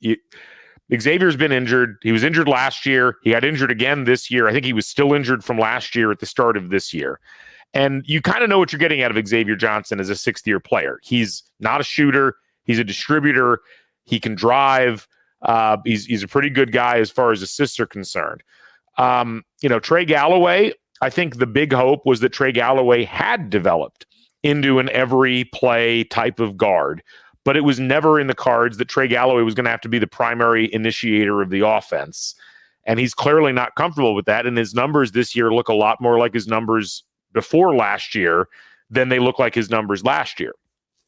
I think Anthony Leal has just never quite, he's never had the physical quickness and ability to play the defense needed at this level. He's played better in these last couple of games than we've seen him, but it's only almost been out of necessity. You know, the question with Gabe Cupps, it's like, that's a freshman, and that's a guy who was not intended to come in and play a huge amount of minutes right off the bat, because I think the expectation was you were going to get 30-plus minutes out of both Galloway and Johnson on a nightly basis if both guys were healthy. The big question is also CJ Gunn, who hasn't even played in this game, didn't get a minute. And I don't think he played in the second half against Kennesaw State either. No, and I don't believe he played in the second half against Morehead State either. I mean, that's a big question mark as far as and that's it. That's all the guards. Ja'Kai Newton was supposed to be part of that mix. Ja'Kai Newton has been out. And then the next closest guy you've got is Mackenzie Mbako, who's certainly not a guard. This is a roster where kind of everything has gone wrong behind, as far as the way that the guard situation has played out. Not excusing the roster construction, but it's also like this has been the worst case scenario to some degree overall. And it's, this comment from Daniel Marlowe is interesting. I'm a little surprised they started X because of the injury, but X needs to be phased out of the lineup. See, I disagree. You got to win now, and he's your experience. Yeah. He's your best point guard. Yeah, the offense running better with him. Yeah, he's the only one, like you've said, Scott, that can get downhill right now. Trey can, but he's not doing it tonight. Yeah. Defensively, though, I think Nebraska's 4 of 16 from 3 in that first half. The issue and the reason that Indiana's fouling a lot is because Indiana is working so hard to run them off the 3-point line that they are not in good position to defend the drives, and they're not in good position to defend the post. And they've been behind on so many of these plays, and they've had to reach in and foul. Yeah. I wonder if there's going to be any sort of adjustment, but I don't know if you can, because Nebraska is capable of knocking down 3-pointers. It's interesting. Danny Marlowe says Gunn was a recruiting miss, a kid they thought they could develop. Well, here's the thing. CJ Gunn was not a Woodson recruit. CJ Gunn was an Archie Miller recruit. People forget this, that he was the guy that recommitted to the program after Woodson. And look, we've seen flashes out of CJ Gunn that, you would hope that would extrapolate to more. And he's clearly got some kind of a mentality, struggle that he's dealing with, because it's affected both ends of the game. And that's a real, we've seen that with IU players before. We saw it with, we saw it with Christian Lander to some degree. That's a great comparison. A talented player who just couldn't get going. And, it's unfortunately it's been weaved into the tapestry of issues for this IU team in the backcourt, and I don't know what the answer is at this point. Well, quick little 4-0 run here. We got a whole different ball game. So they start X, Ware, Renew, Mbako, and Galloway. Starting lineup. There you go. Get the ball. All right. Nice. Yeah, you can't let him get that deep of a position, but got away with it. And that's the thing, when you're Khalil Ware, you can get away with that because you're so long. Well, let's see what they do here. Yeah, so you gotta get Malik some touches. Yeah, but Malik's got to know if he is triple teamed in the post, he's got to kick it back out. And even then, he got a shot he probably could have made. McKenzie.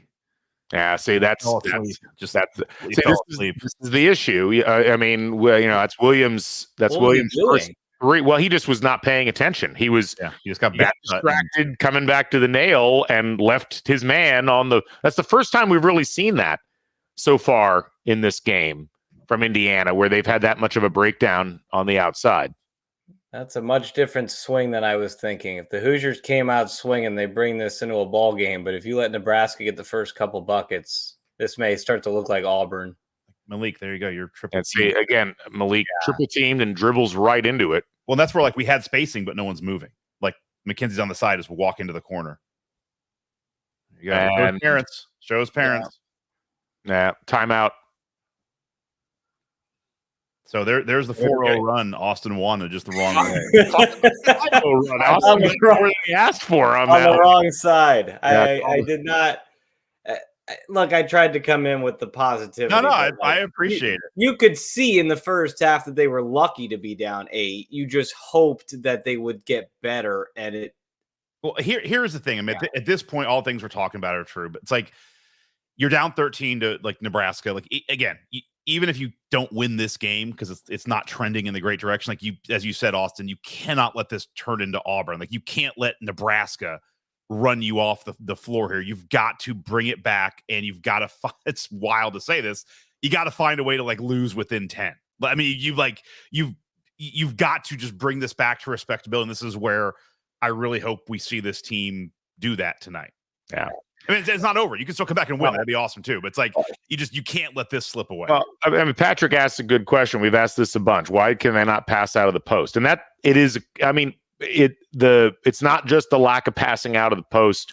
It's the lack of even looking to pass out of the post. It is almost like both Ware and Renew, once they get the ball within a certain range of the basket, just feel like they have to take a shot, like they have to take advantage of that, and teams are lying in wait. And I don't know, man. I mean, is it because they don't feel like they have shooters to kick it to? I mean, Mbako is shooting 35% in the last 5 or 6 games from 3.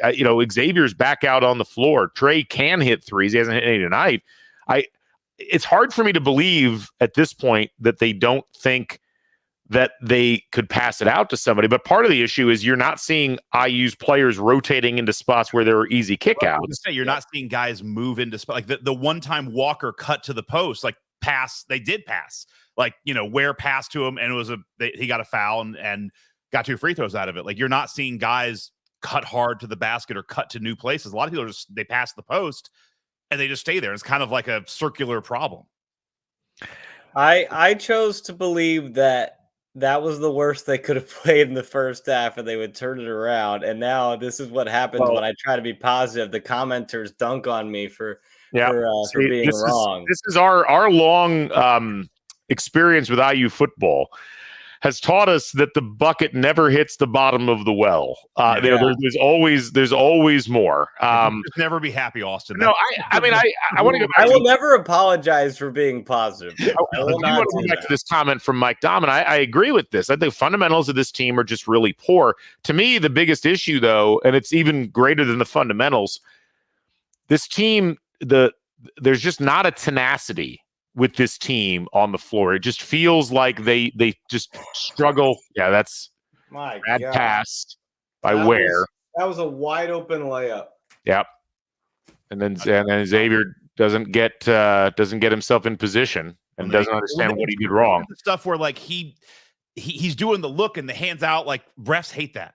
Like, and this is why he gets a lot of touch fouls. Is like he has all these histrionics on the court. Trace was awesome, and there's no denying that. But I think by saying that he's like the main reason that this team has taken a step backward is disrespectful to Jalen Hood-Schifino and to somebody like Race Thompson and to Miller Kopp. Those guys brought it. Maybe they weren't the best defenders, but they brought that intensity every single game. Yeah. I don't feel like that is brought with this team. Well, it is clearly a team that there's some hard, not smart stuff. Like, what is this with? Okay, that was Renew got really lucky there. That ended up being a foul on Tominaga. Hard, like, I mean, Renew has games where he plays pretty well, but then he has games where he just gets. Well, he's not letting the game come to him, and partially because they're not passing it to him. Right there, you go.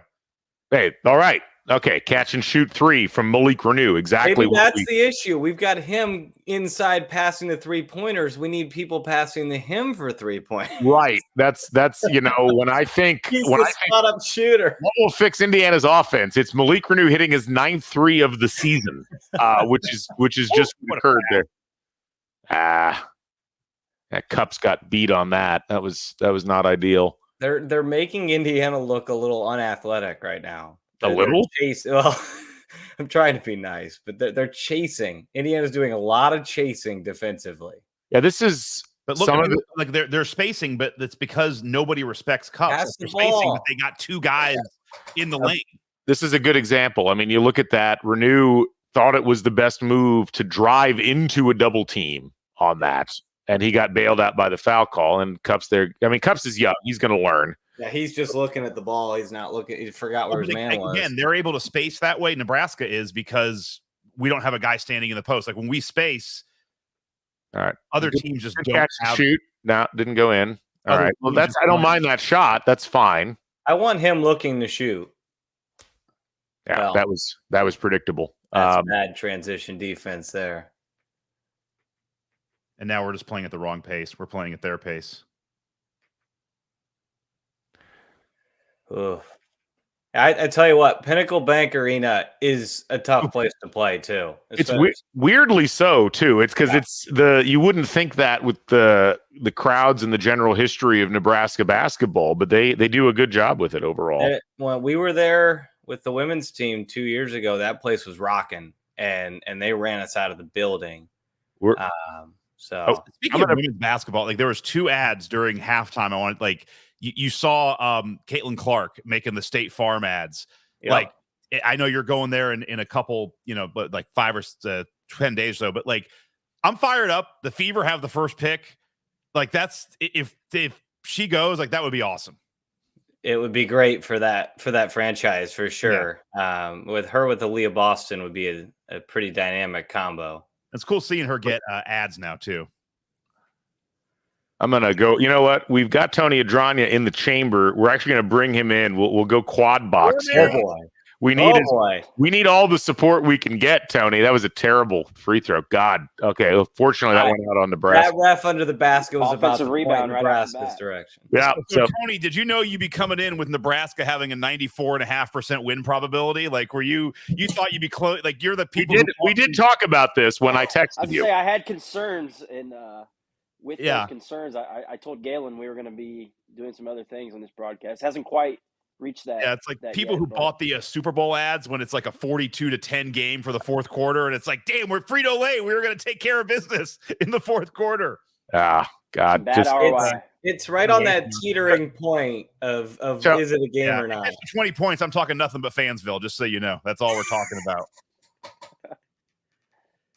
Okay, so this is this double post. See, that's what they were missing for most of the second part of the first half.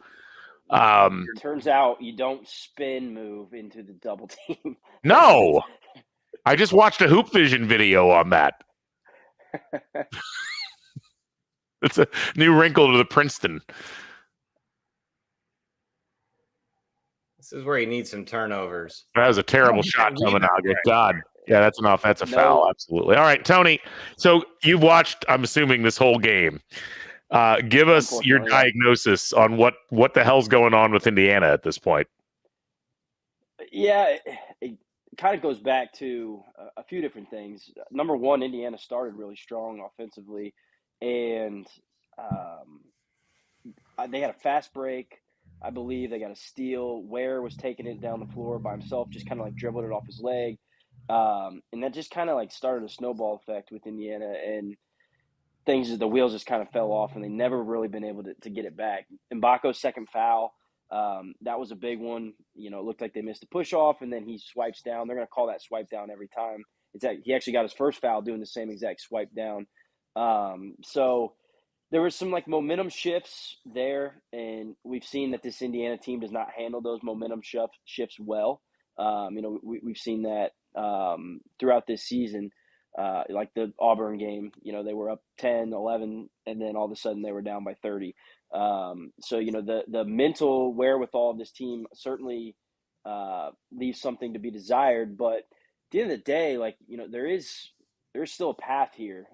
They played poorly and down 12 with the ball right now. Yeah. The problem is Nebraska's in the second half so far. They're at 1.5 points per possession. That is not good.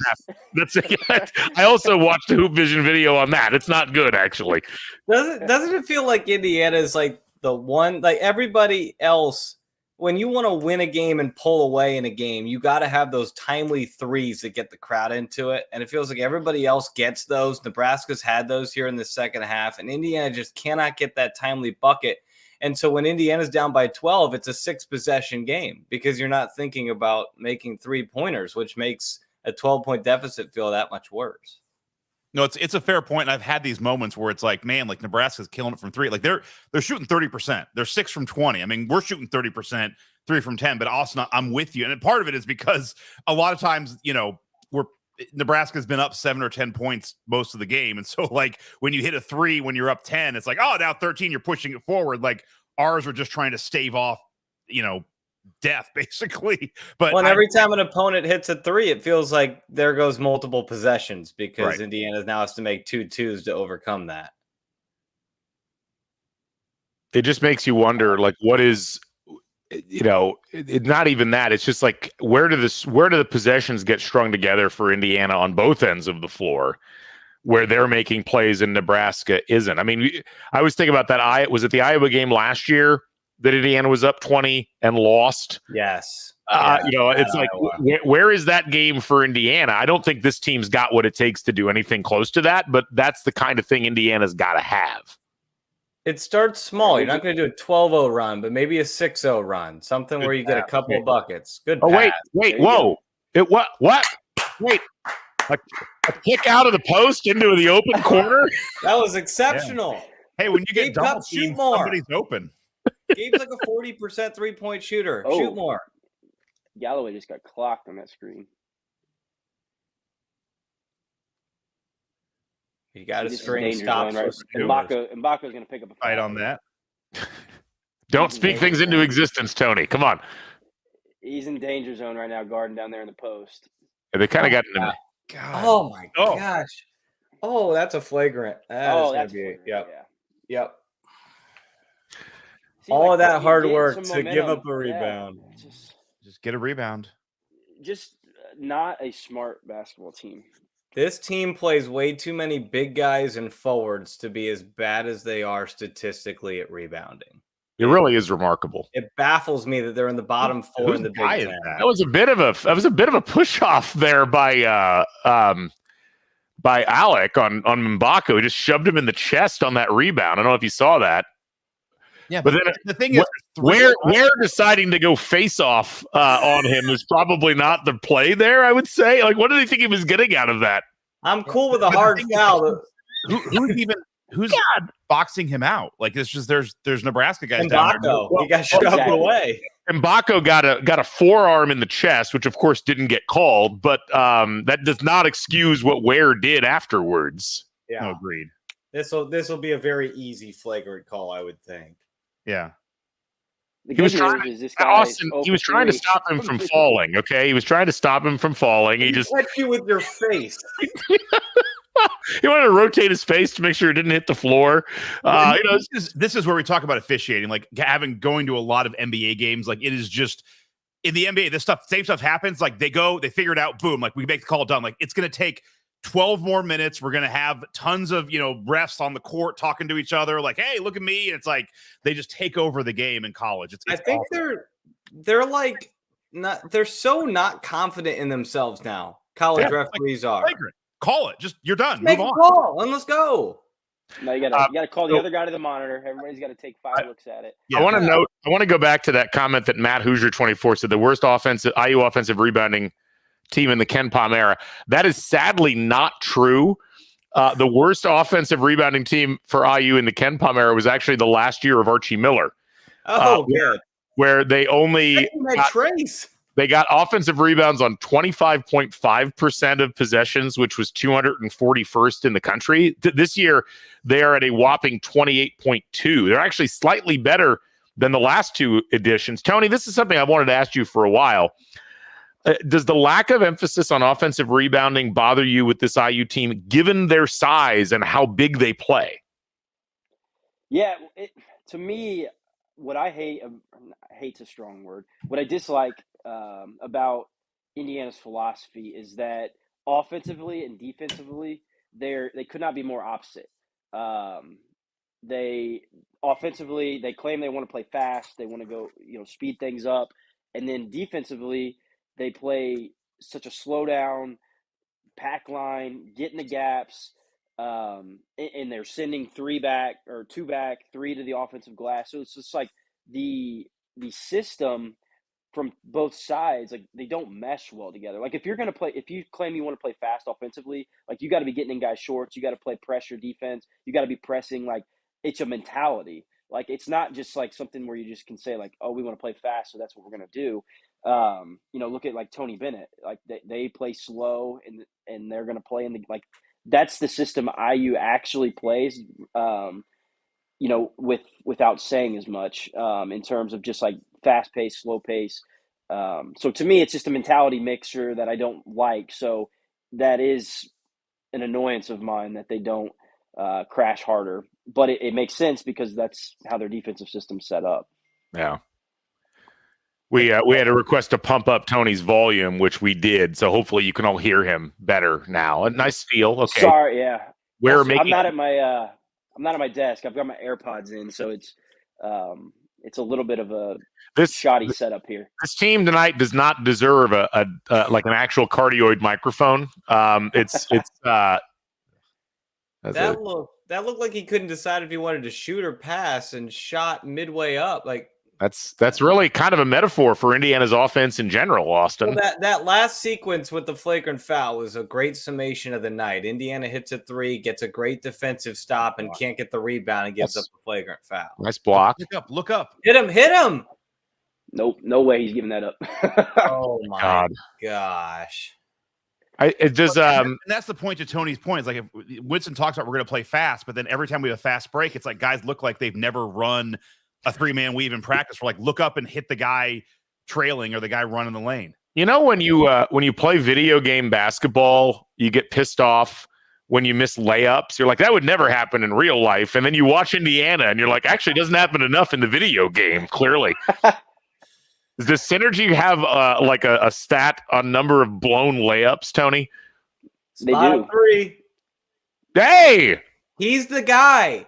He is the guy. He might be the best 3-point shooter on this team. Just post up Ware on the opposite block, seriously, and put him in Mbaka or foul. Renew opposite, and just keep running that until they decide they don't want to double Ware anymore, and then you can let Ware go to work. That's rotation. Yeah, that's the ball movement part of the spacing. That's great ball movement.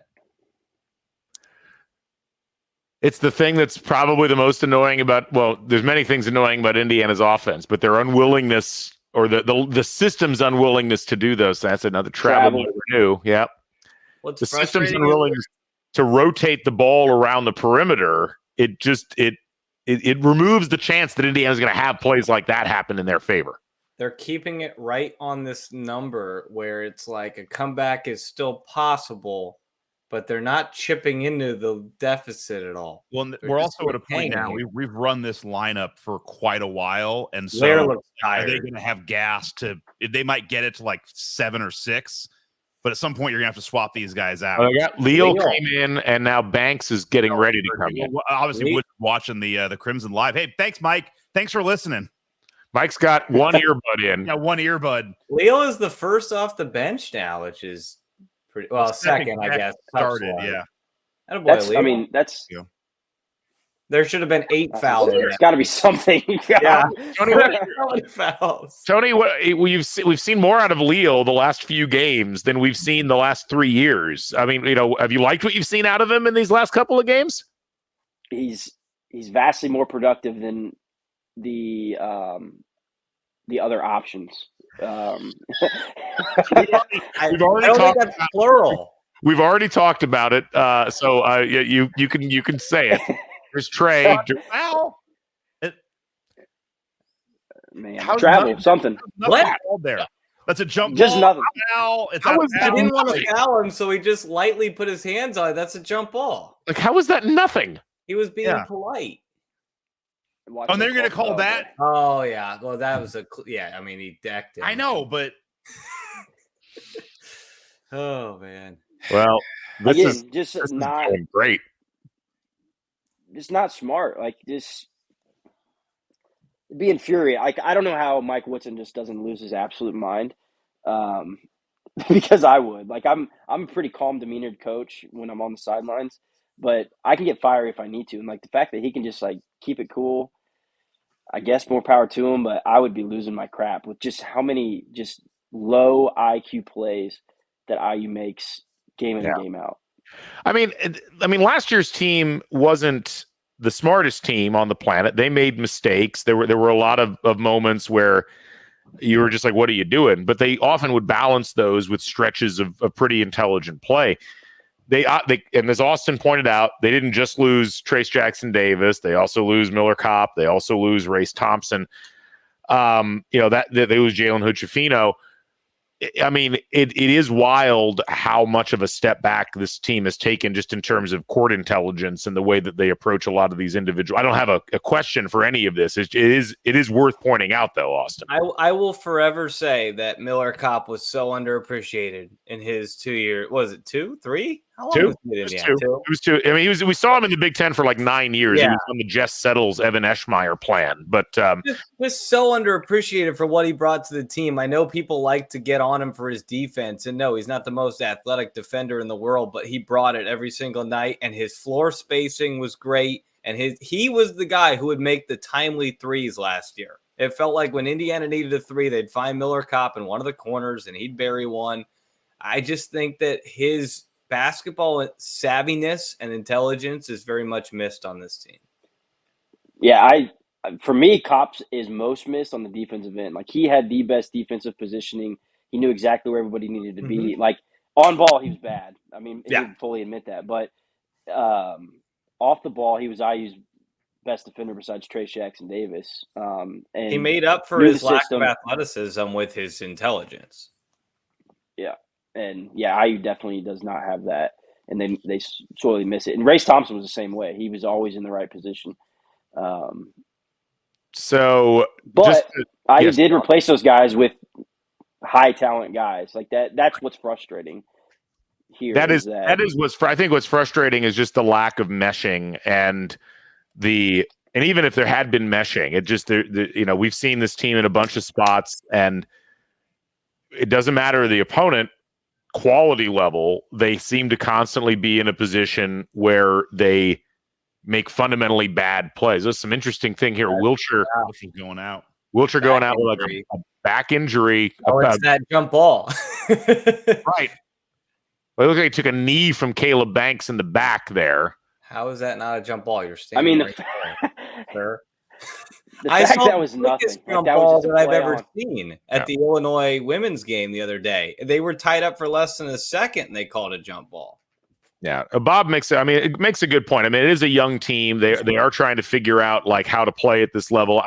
But I will say, I mean, we've seen young teams like they have something they fall back on. Yeah. And that's what I've really been disappointed about with this team is that they just don't seem to have I'm not sure how to put it into words. Tony, you understand what I'm saying, though? Yeah. Are we young, though? Like, our starting backcourt has, 12 years of experience. I mean, I think, it's the problem is you've had to play Gabe Cup so much because you haven't had Xavier Johnson out there. So that makes you automatically very young. You've had to play young. But no, it's a good counterpoint because I mean Anthony Walker is not a young player. Malik Renew is halfway through his second year. He's not that young. I don't know. I mean it is an interesting question. This is another year. It's the 11th steal by Nebraska, by the way. I've watched Indiana for a long time, but I got to IU for the beautiful start of the Archie Miller era. And every year he talked about how much depth the team had. And by the end of the year, you found out it was fake depth. And I feel like that's what we have found out again this year. Woodson wants to play all these people, but it's just kind of not there. They don't get production. And you always find out. Okay, there you go. Well, that's something. There's still 10.5 minutes left in this game. And it's still a 12-point game. They can't get it. It's been 11-14 all half since they started on that 5-0 run. They're switching everything. Nebraska's only shooting 44% in this game. That's the other thing that's really annoying at this point. Why is it not a foul? Okay, that's a foul. All right. Why is Khalil's on the wrong side on that defensive rebound? He's reaching over somebody's back to keep it alive. Yeah. It's what is I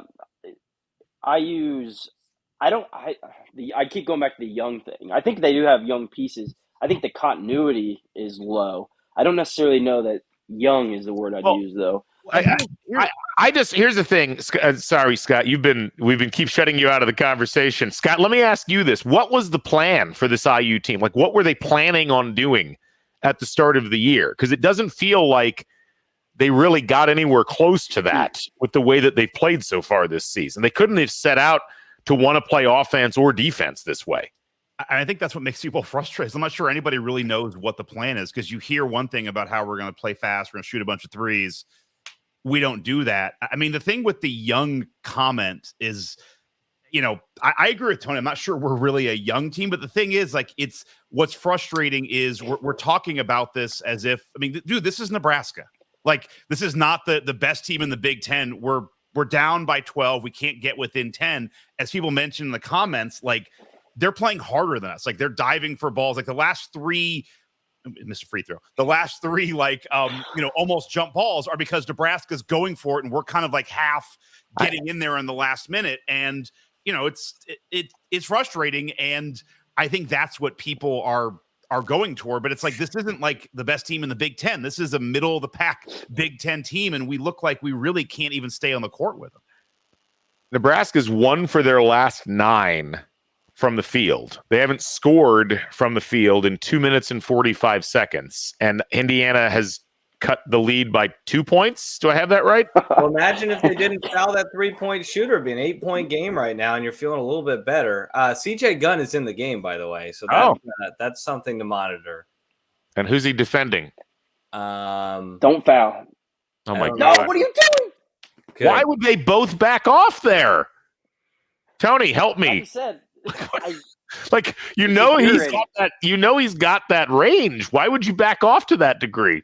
Indiana gets 1 or 2 points of possession, and they get 3. Thank goodness for Anthony Walker on that. Why? Okay, this game has been win probability by Nebraska over 85% for the entirety of the game. Like, it's bananas. Anthony Walker has been. I don't know what this team would be without him, because he's one of the few guys who's willing to be aggressive and drive and try and make something happen when nothing is happening. Yeah, you see that with a lot of these guards, Tony. Galloway, Gunn just there for whatever reason decided to be a great idea to drive, 1-on-3 and got bailed out on a long offensive rebound. Mike, if you haven't listened to X's and Joe's, the podcast that Mike and Bob are doing, you should. It's excellent. But just, the low hit rate on guard recruiting and the lack of development of the guys that have been there. This is, again, Xavier being out has kind of led to a worst case scenario when you add in the Ja'Kai Newton injury, but still, that every time. Just there's just a lack of centering defensively with this team that really bothers me.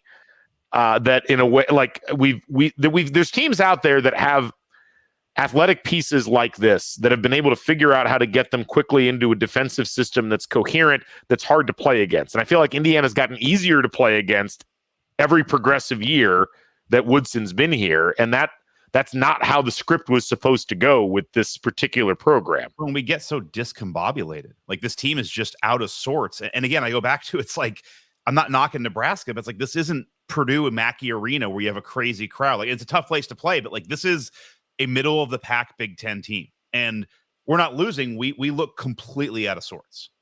I was just gonna say X hasn't played in like 10 minutes, but he is back in the game now. CJ Gunn seems to think every time that he gets the ball, he has to shoot, which is why he doesn't play. Yeah, he's been in the game for 2 minutes, and he's put 2 shots up at this point. This is kind of your last gasp here, I think, for Indiana over the next couple of minutes. You got to get this down to single digits by like the 5-minute mark. XJ is going to get an off-ball lineup here on to do it. Yaga. Like, the lineup to do it is you need Ware back in there. Yeah. But he's got to rest. Like there's not a bench to shoot it, Malik. One more. Ware has You either scored. got to shoot that or go one more quickly. Ware has scored 40% of Indiana's points in this game. I'm not sure what else he can do at this point. Why is everyone driving to Malik? Give him room to move. Well, yeah, they're not doubling. Great move. Like right there, Walker and Leo both run to Malik. Like, don't bring people to him. I would imagine that Ware's got to come in at the under 8 because you just can't. If you can win this game, he's your best shot. Nebraska, of their 64 points, 19 have come off of Indiana turnovers. And I think Ware just got off the bench. And they don't, correct me if I'm wrong, they don't force a lot of turnovers, right? Nebraska, we talked about this in the pregame. I'm glad you brought it up, Tony. On the season, Nebraska is 228th in the country in forcing turnovers. So then, and to be fair, they haven't really forced turnovers in this game. Indiana has provided them, When's the last time sidebar. Indiana made a field goal? Because they're just kind of shooting free throws, which Indiana's in the bonus. They got to take advantage of that. But what's crazy is Nebraska's got Wilcher hurt. They're in a ton of foul trouble, and yet Indiana cannot make them pay for it. And Nebraska's one of their last 7 from the field, and their field goal percentage has dropped to 43%. I mean, they're foul trouble. Well, to Austin's point, this is where you need some threes. I do think this is where Xavier Johnson helps. Be huge.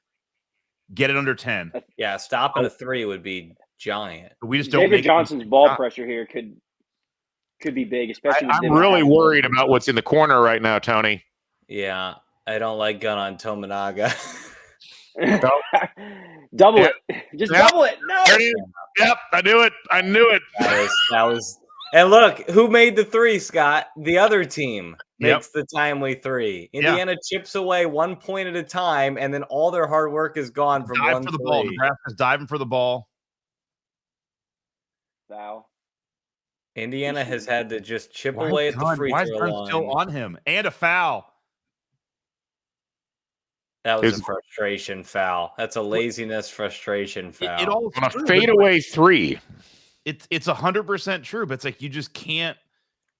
He shouldn't be playing. He just doesn't deserve the court time right now. I don't like that Tominaga has become so mainstream. I loved him when he first got to Nebraska. Now he's almost like he's too cool for everybody loves him. I got to get off of him now. There's too many people in the Tominaga fan club. Do they come back with a shot of his parents or not? Yes or no? What do you think? Yes, I think we're coming back to parents. Absolutely. We haven't seen him like this whole half. I think they're going to pan to Edie's mom. Isn't that what they did last year? She's sitting next to the Tominaga. Let's do a stats reset for everybody. So Nebraska is 9 for 27 from 3 in this game. So you probably would have taken that pregame. That's a lot of threes. That's more than they've hit against Indiana in any of the previous games with Woodson as coach. 33%. I mean, the big issue again, Indiana's got 15 turnovers in this game. They've closed the free throw gap a bit, but Nebraska's still hit more free throws than Indiana's attempted. 16 made free throws for Nebraska, 15 attempts for Indiana, of which they've hit 10. Ware is 9 for 11. He's got 20 points. He's got 8 rebounds. The only other player in double figures for Indiana is Malik Renew with 10. Walker's got 8. Nobody else has more than 5, and that's just one guy, and it's Gabe Cupps. Indiana on the game is scoring at a .98 points per possession clip, which is not going to get the job done. And Nebraska, meanwhile, is at 1.21 points per possession. So it feels like 1 to 3. It feels like Indiana's scoring 1 and Nebraska's scoring 3 every time down the floor. Stefan is not particularly having fun. Steph, you should join the pod. We'd love to have you on. How many 3-pointers does Indiana made? Indiana has made 5, which for them is not bad. They're 5 for 12 from 3. That's still 12 points you're losing at the 3-point line. One of those is from Anthony Leal. One of those is from Gabe Cupps, and 2 of those are from Malik Renew. So all the usual suspects hitting threes in this game for Indiana. All right, we got a replay of Tominaga going to the crowd. Come on, go to his parents. Come on, go to the parents. What are the odds on this? I kind of want. I think we should do a live. No, it's just a stat. I think we should do a live cast of the next Purdue Nebraska game and just keep track of who gets more parent shots. Because Tony, you're right. Like Edie's mom is all over the place. Like It will be that a game heck of a last year. contest. It was literally every play. Like it was live action. You were missing live action so they could pan. I mean, if they could win a tournament game, she'd be all over the place in March. I do often. I mean, I understand the basic premise of television programming for sports. Obviously, I teach this stuff. I still wonder, in a national televised broadcast, you'll show a shot of the parents. I don't know who at home watching a 9:00 Nebraska-Indiana game is like, I hope I see Tominaga's mom. Like, I'm not sure who that's appealing to, particularly. This is your ball game right here. By the way, they've done a decent job of keeping it from getting out of hand. But I love the positive. That was the ball game. Like that last stretch was kill shot. Kill shot. Well, Indiana has not hit a field goal in the last 3 minutes and 5 seconds, and Nebraska is on a 6-0 run. Yeah, over 98.8% win probability for Nebraska. Indiana was on life support. So you're saying there's a chance. I'm saying there's a chance. It really was. Like Indiana was on life support for about 10 minutes of game time there from the early part of the second half until right there. And now, Tony, was I imagining it in the first half, or was Indiana like legitimately in a couple of 5 out or 4 out 1 in sets? I mean, it looked like there was actually some spacing. They run stuff to like players are in the right spots to have good spacing, but the defense knows they can just sag, and Indiana's not really going to be a threat from the outside. So it's good spacing in theory, but until Indiana can do anything from the outside, teams are going to play them exactly like this. All right, 20 shot. God. We're not enjoying this. 25 points off turnovers is insane. That is so many points. 25 points off turnovers. That's wild. A third of their point? Yeah, a third of their points coming off of Indiana's miscues. Yeah. And you can say you've got a hand in his face, like X is frustrated, but the hand is late. Yeah. Guys, Cal State Fullerton kept it closer against Nebraska. No, I mean, it's it's bad. North Dakota here's what I'll say. And again, these are common issues. Ryder was closer. Yeah. I'm gonna get killed for this in the comments. Teams have bad days, and this is a really bad day for Indiana. No, and I wouldn't be shocked if Saturday they come out on fire and beat Ohio State. The problem is this is their fourth bad day that's resulted in this large of a third of their third bad day that's resulted in this bad of a loss. I agree. And I think the bigger issue, the problem with all of those close wins that the metrics hated against Army, against Wright State, against Morehead State wasn't that. The big issue was that it wasn't just they weren't winning by enough points. It was that the defensive frailties of this team were going to be so easily exploited against teams that had the offensive capacity to do it. And as I said earlier, they're fine on offense. They came in 50th in KenPom in offensive efficiency. There are some murderously good offensive teams in the Big Ten. You go down the list of the Big Ten just in terms of what they've done offensively so far. Illinois is 12th in the country. Obviously, Shannon's out for an indefinite amount of time. Didn't matter yesterday. Wisconsin's 16th in the country. Purdue's 2nd. Ohio State's 23rd. Michigan State's 37th. Iowa's 26th. The thing I was hoping for here was that Michigan is a top 25 offensive team, and Indiana played really good defensively against them. That was the hope. It's like, can they go to Nebraska and play as hard as they played when they were in Ann Arbor? That is clearly not what's happened here. Well, and also, I'll say this. I agree. Teams can have bad games. I mean, I was very freaked out last year after the loss at Penn State, and they turned it around. So there's still hope for that. But as something Galen and I were talking about earlier, all right, it's foul. This is a team that, has to basically go win 5 to 6 more games than what they're projected to do on KenPom. Like, they have to be a complete statistical anomaly.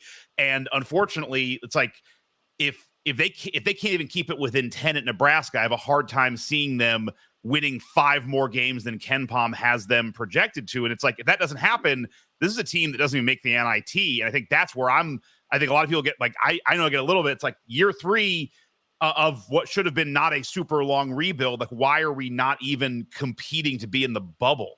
This should have been goaltending, by the way. The Nebraska guy grabbed the rim, but we'll just let that slide. They won't. Why review? Anthony Leal was the only person standing up asking for a review because he realized it. But no, Scott, you're right, and that's the issue, I think, and that's what there's so much pressure on each individual game now because of what you didn't do in the non-conference. So. And because the fact that like the Big Ten is extremely average. So you have to steal some of these like quad 2 road wins to try and bolster your resume. That's why the Kansas game would have been worth like 2 games if you could have stolen that one. But there's so much pressure on this team now to win these toss-up games. It's kind of like it's kind of like IU football in a way, because IU football has always got 3 or 4 losses on their schedule. So you've got to go and you've got to win all your toss-up games. And this team has to win all its toss-up games. And this is, like you said, a bad sign. They've got 7, 8 tops more regular season losses. Good Lord. Man. Oh, his parents. There we go. Oh, there they are. Hey, glad to know they're still there. Time. I was worried they weren't still there. Yeah, now we're getting the life story of. Oh, well, he's got 26 points. He deserves it. That's no good for Tominaga. I mean, he's having a great game. He's 26 points for him. Yeah. How much would you give to have a Tominaga on Indiana? It's a guy who just loves playing basketball. He's a sharpshooter. He seems to be very intelligent. 26 points is not his career high, but it's his career second high. He scored 30 against Penn State last year at home. Why is it that we haven't been able to shoot threes for like 6 years. One dude always goes off on us. I know it's partially our defense, but it's like you got a kid from Army shoot a bunch of threes. Like I've joked, like just Woodson just Moorhead State guy had 30. Woodson just be like, hey, just you got a scholarship. Come on, you're out of the Army. Come on, go over here. Like every team. Yeah, but then nobody else threes. Nobody else just helps one pass away and leaves guys wide open though in the Big Ten. Like that literally. I mean, I've never seen a defensive system like ours, and it just. I'm not saying loudest comment of the night. Hey, Edward. There we go, Edward. We love it, man. The football train is rolling, baby. We really are. Hey. This is like a different vortex. Terry's got him rolling right now, folks. Terry's got him rolling. Come over and join Smoke him us. if you got him.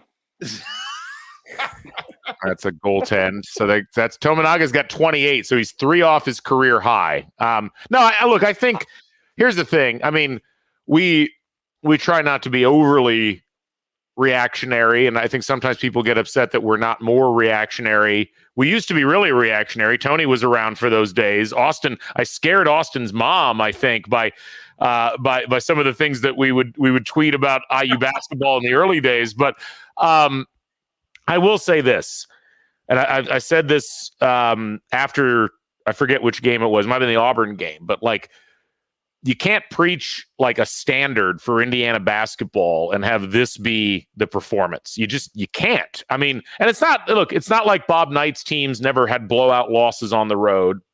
Certainly it happens, but it just feels like it happens a lot to Indiana. It does. And so much of it is clearly a result of the way that they have chosen to play a lot of these games, and or the way that the players aren't necessarily exhibiting the level of effort that I think IU fans expect to see out of. And so it's not like I don't think it's all on the coach. I don't think it's all on the players, but I do think there's a combination.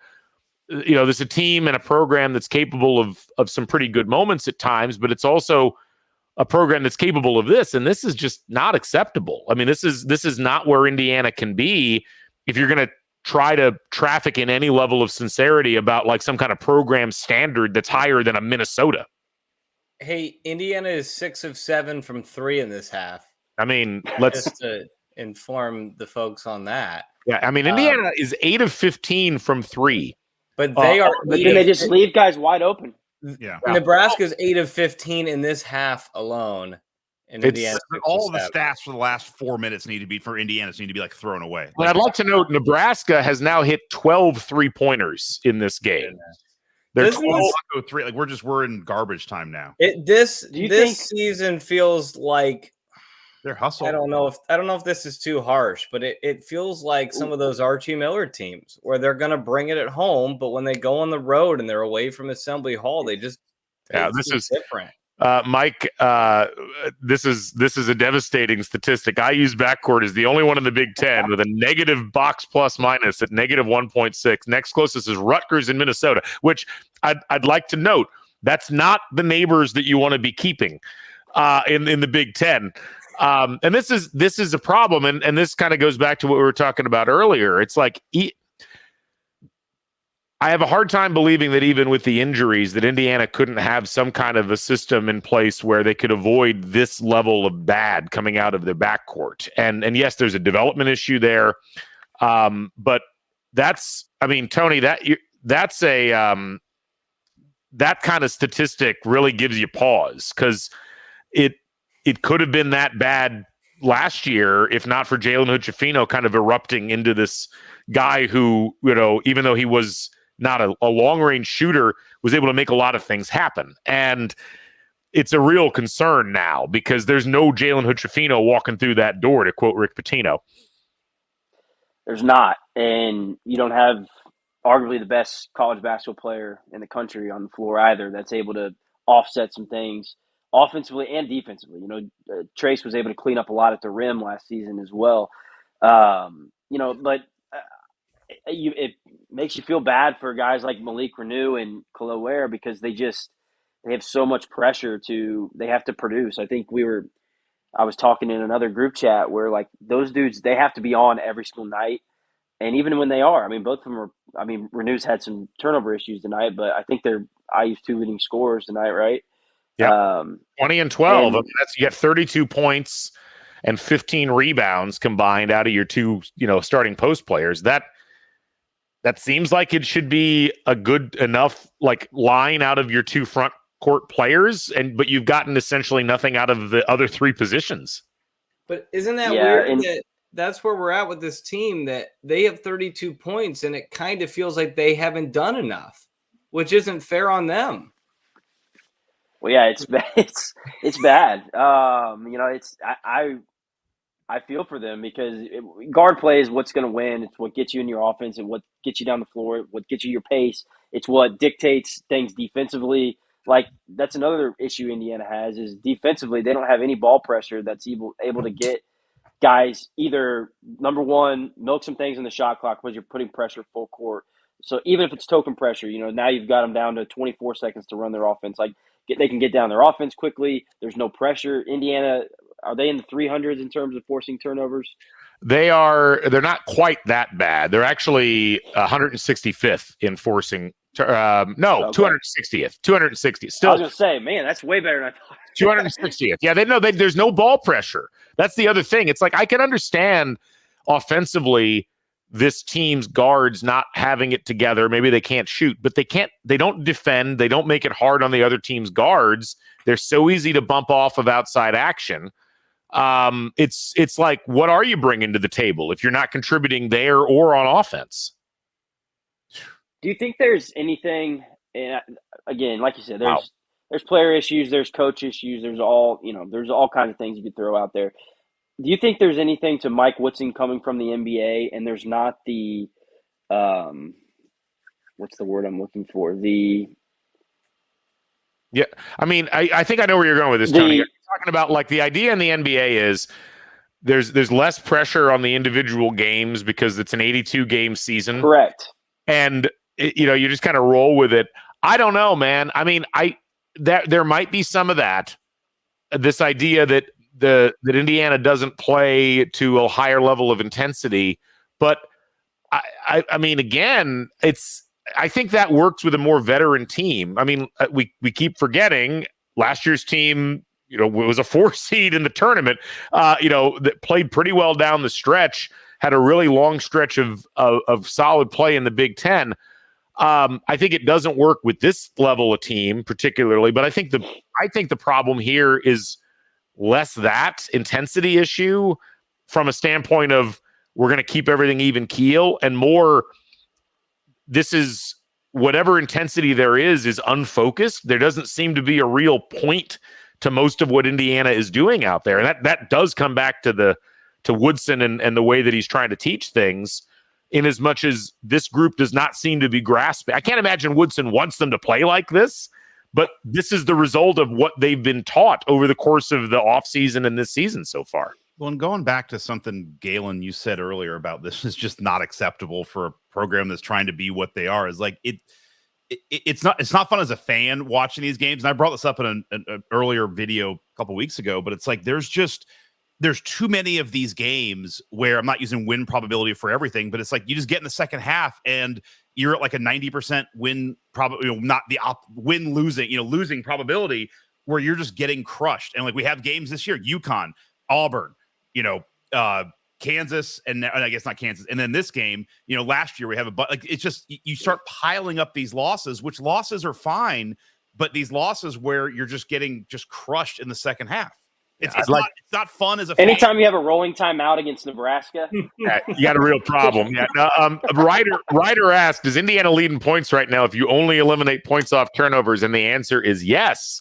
If you took away points off turnovers, Indiana would be winning this game 66-57. No, what if you took Indiana's points off turnovers? Indiana would be winning 60-57. There we go. There it is.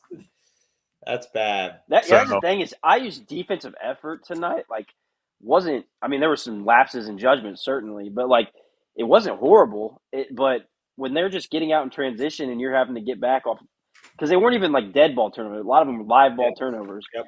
When you're having to get back on defense, let's keep this under 20. Hey, here's the question. After this, is IU in the top 100 in KenPom after this loss? Absolutely not. They were supposed to win. They're supposed to lose this game by 7. They're going to lose by 20. How scary is that 1-7? I love this from Dale. Doesn't the NBA use spaces and screens? Which this is where I'm like, they didn't in 2014. It's a fair point. It's a fair point. Yeah. And so 2 things. Number one, do we think that they could just have like Curt Cignetti just like talk to him for an afternoon, like to motivate him? I mean, what it couldn't? I thought Terry already talked to them. Didn't that help? Oh, did she talk to him? Could Cignetti get some of the James Madison basketball players over to Indiana? Yeah, that could help too. And what are they? They're ranked in the top 20 still, aren't they? Yeah, they're undefeated. You got to keep us under 20. B, how scary does that 1-7 KenPom projected January look right now? Yeah. I mean, it looks a lot. It almost looks like that's being too charitable. I know. It's like, can you beat Minnesota? I do think they're going to win some home games. Oh, I'll take. Oh God. Oh. We got Nebraska trying to do Showtime against Indiana. This is an embarrassment. This looks like. Thank goodness this was at 9 o'clock. Wow. Thank goodness no one's watching except for us. Yeah. Well, look, the game stunk, guys, but we appreciate all the folks who stuck with us. We had over 240 people watching. All right. It was not ideal to say the least. CJ Gunn. Oh, there you go. Scott has Indiana live plus 20. Indiana hit so many threes in the second half. You bet over 155. You're a happy guy right now. Anyway, Indiana 9 for 18 from 3 tonight. So we got that going for us, which is nice. Baby steps.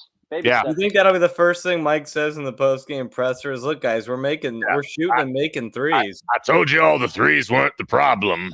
Yeah. Again, we've got to get down by 15. Once we're down 15, we are a killer 3-point team. Yeah. Well, guys, final thoughts, but we need to wrap up to make way for Assembly Call, who I know is thrilled to be doing the post game for this one. That's my final thought. Is I'm glad I'm not on there tonight. Yeah, I'm gonna go to bed and I'm gonna go and watch our women play tomorrow, and we'll call it a day. Well, that sounds good. Scott, any final thoughts from you real quick? Nah, better. We need better effort. We can't lose. I mean, now it's like you're starting to get into must-win territory at Ohio State and then at Rutgers. Yeah. I mean, you can't go 0-3. Yeah. You've got to start winning games you're not supposed to win, but also continue to win. It's just the road is getting really tough. And I know people look at it and it's like, it's only January 3rd, but like the road is way narrower than I think people understand for the team to make the NCAA tournament. You can afford a 16-point loss at Nebraska if you played really well in the non-conference. Yeah. Indiana did not play really well in the non-conference, and ultimately a team that loses by 16 at Nebraska. My point is like that isn't the profile of a team that's going to go win at home against Ohio State, at Rutgers, at Minnesota, and then beat Purdue at home. Like that just isn't the profile of a team that's going to do that. Yeah, these are college kids though, and things change day in and day out. So this team, I guarantee you, they're going to come out on Saturday and they're going to play with their butts on fire. I think it's going to be. I think they're going to show you a lot more on Saturday. From your words to their ears, Austin. Austin Render, Tony Adrania. We'd like to thank Amanda Foster, Chad Schwartzkopf for joining us. Thanks to all of you folks who stuck with us throughout the course of the game. We really appreciate it. We'll do this again at some point soon. Maybe not against Ohio State. Let's see how the next couple of games go. But we'll sign off for now. Thanks for joining the CrimsonCAST live show. We'll catch you folks on the flip side. Bring back the Bison. So long, everybody.